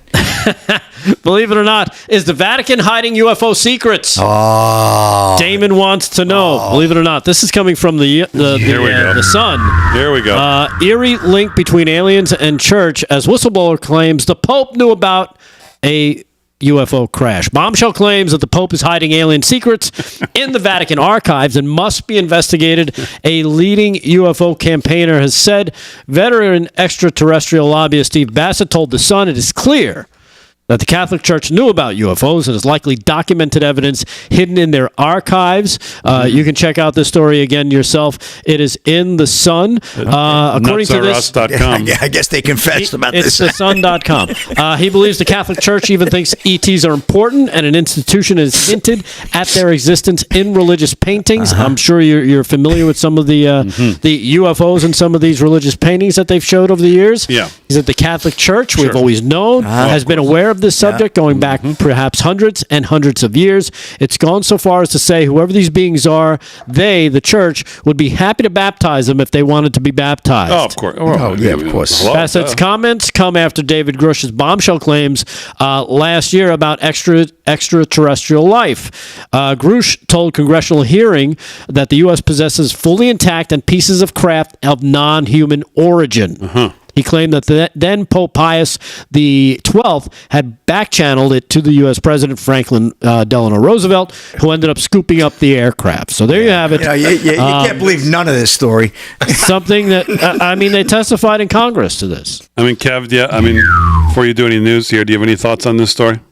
Well, these are Delgado's favorites. Yeah, I'll be honest. I rolled one with the Pope the other day. We're boofing doobs, as we used to say back in the 80s. Oh, yeah? He said, man, I've got some crazy alien stuff to run past you. And I was like, bro, no way. He goes, bro, way. And some little green men bodies and whatnot. So, yeah, I'm all on this team chemtrails thing. The Pope, if anyone's in on it, it's the Pope. Yes. Okay. So there you have it. I don't need any of that. All right, let's do some news with Kevin Downey Jr., the host of the Kevin Downey Jr. Show. What's going on? Thank you, sir. Well, the big blue toilet city of San Francisco has been kicked in the crotch again. It appears their very last Denny's is closing. Oh, which Harry's going to means, die. Oh, my God, it was my first job. Harry loves that place. When Nancy Pelosi finds herself threesome drunk at 4 a.m., longing for a plate of moons over my Hemi, she'll have nowhere to go and no one else to blame. This is what the communists love. They hate capitalism. They love to see the stuff go down. So another business has left San Francisco. Keep in mind, like 20-some Walgreens went down. 53% of the stores around their Union Square place went down. They're gone. And the others, you need an appointment to get into. Yeah. But, that's it. Yeah, I think her Jack in a Box pulled out. I think even the Taco Bells are packing up. Taco Bell's leaving town. They're not packing up. They're making a run for the border, brother. Maybe a run for the toilet, but that's about it. Same thing. You want more? Yeah, keep it flowing. So check this out.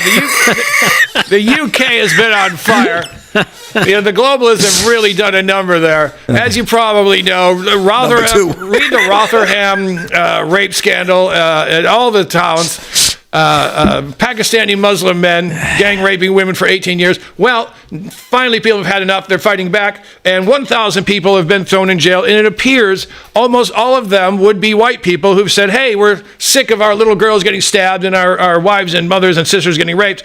And they've got over 1,000 people, and they're saying it started because of misinformation. The guy who stabbed the 9 kids, 3 of whom died, he wasn't an asylum seeker. His parents were. He was born there, so they're pretending that he is not part of the problem. He is part of the problem. I've been watching videos every night of asylum seekers, I call them replacements, just beating the potato salad out of people for walking down the street.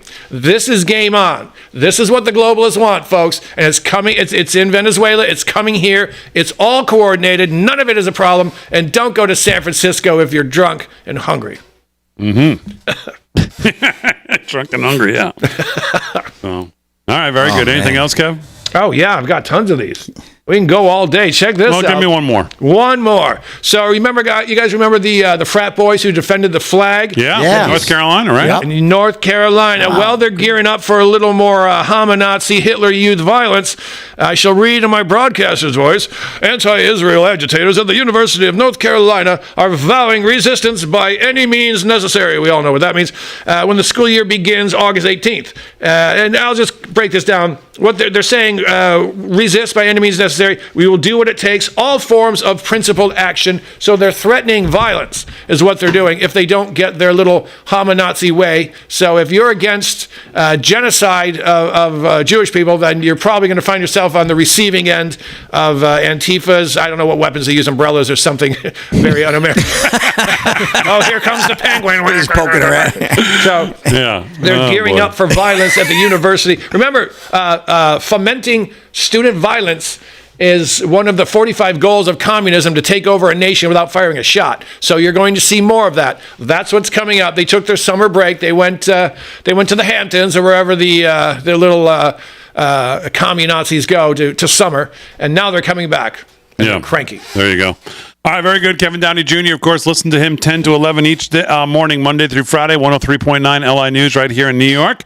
Slick, let's do a little more sports for your app. What's going on? All right, I got to give you one Olympic story just to wrap it all up. Speaking of boof and bongs, right? You had Snoop Dogg there at the Olympics, and how about this one? Going to code 420. That's right, but guess who else was there, Big D? Flavor Flav gives Jordan Charles bronze clock necklace after medal controversy. USA gonna fight the powers that be. Warner Todd Houston of Breitbart. Rapper rapper Flavor Flav has gifted U.S. Olympic gymnast Jordan Childs a bronze clock necklace in the wake of the controversy over her retracted medal status during the Paris Games. I don't know if you guys heard about this. A little technicality there in the old women's gymnastics. Childs was at the center of a medal mess after her coach appealed a decision that catapulted her from 5th place to 3rd and into a bronze medal. But then the Olympics officials got more involved and revoked that approved medal, sending Childs back down the list and out of medal contention. Initially, her appeal was accepted and her score was adjusted to a 13.666, enough to put her in the 3rd place for her routine. But the Center of Arbitration for Sport, CAS, we all know that one, right, looked at the scores a second time and threw out the appeal. So she lost her medal, basically. So Flavor Flav for the rescue gave her a bronze clock, Big D. Yeah. So he knows what time it is, and I'm out of time with my sports report. That's just as good as a bronze. That is just from Flavor Flav. Public Enemy, come on. I used to love Public Enemy. Oh, man, fight the power. Well, he's fighting the power of the Olympics, and that's a wrap, Big D. Back to you. All right, very good, Slick. What else is going on, Delgado? Anything else? Well, I don't have things I know we didn't get to because I sent you a couple of good things. The Hunter Biden asking the U.S. Embassy in Italy for help landing that Burisma deal. We'll cover that tomorrow. And we also have another story. Where to go? Biden's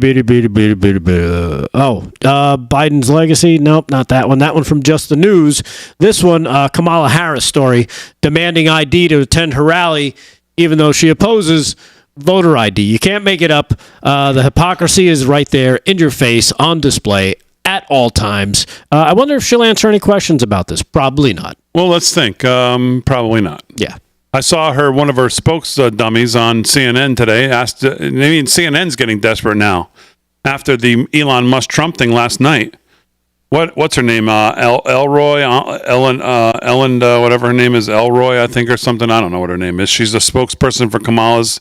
She goes on CNN and the guy says, well, why can't we get her for well, she's got to do something on Friday. He's like, well, what about today? I don't need to wait till Friday. How about today? No, yeah. She's never going to answer. Never. 24 days since she was installed as the nominee, she's answered not a single serious question from anybody.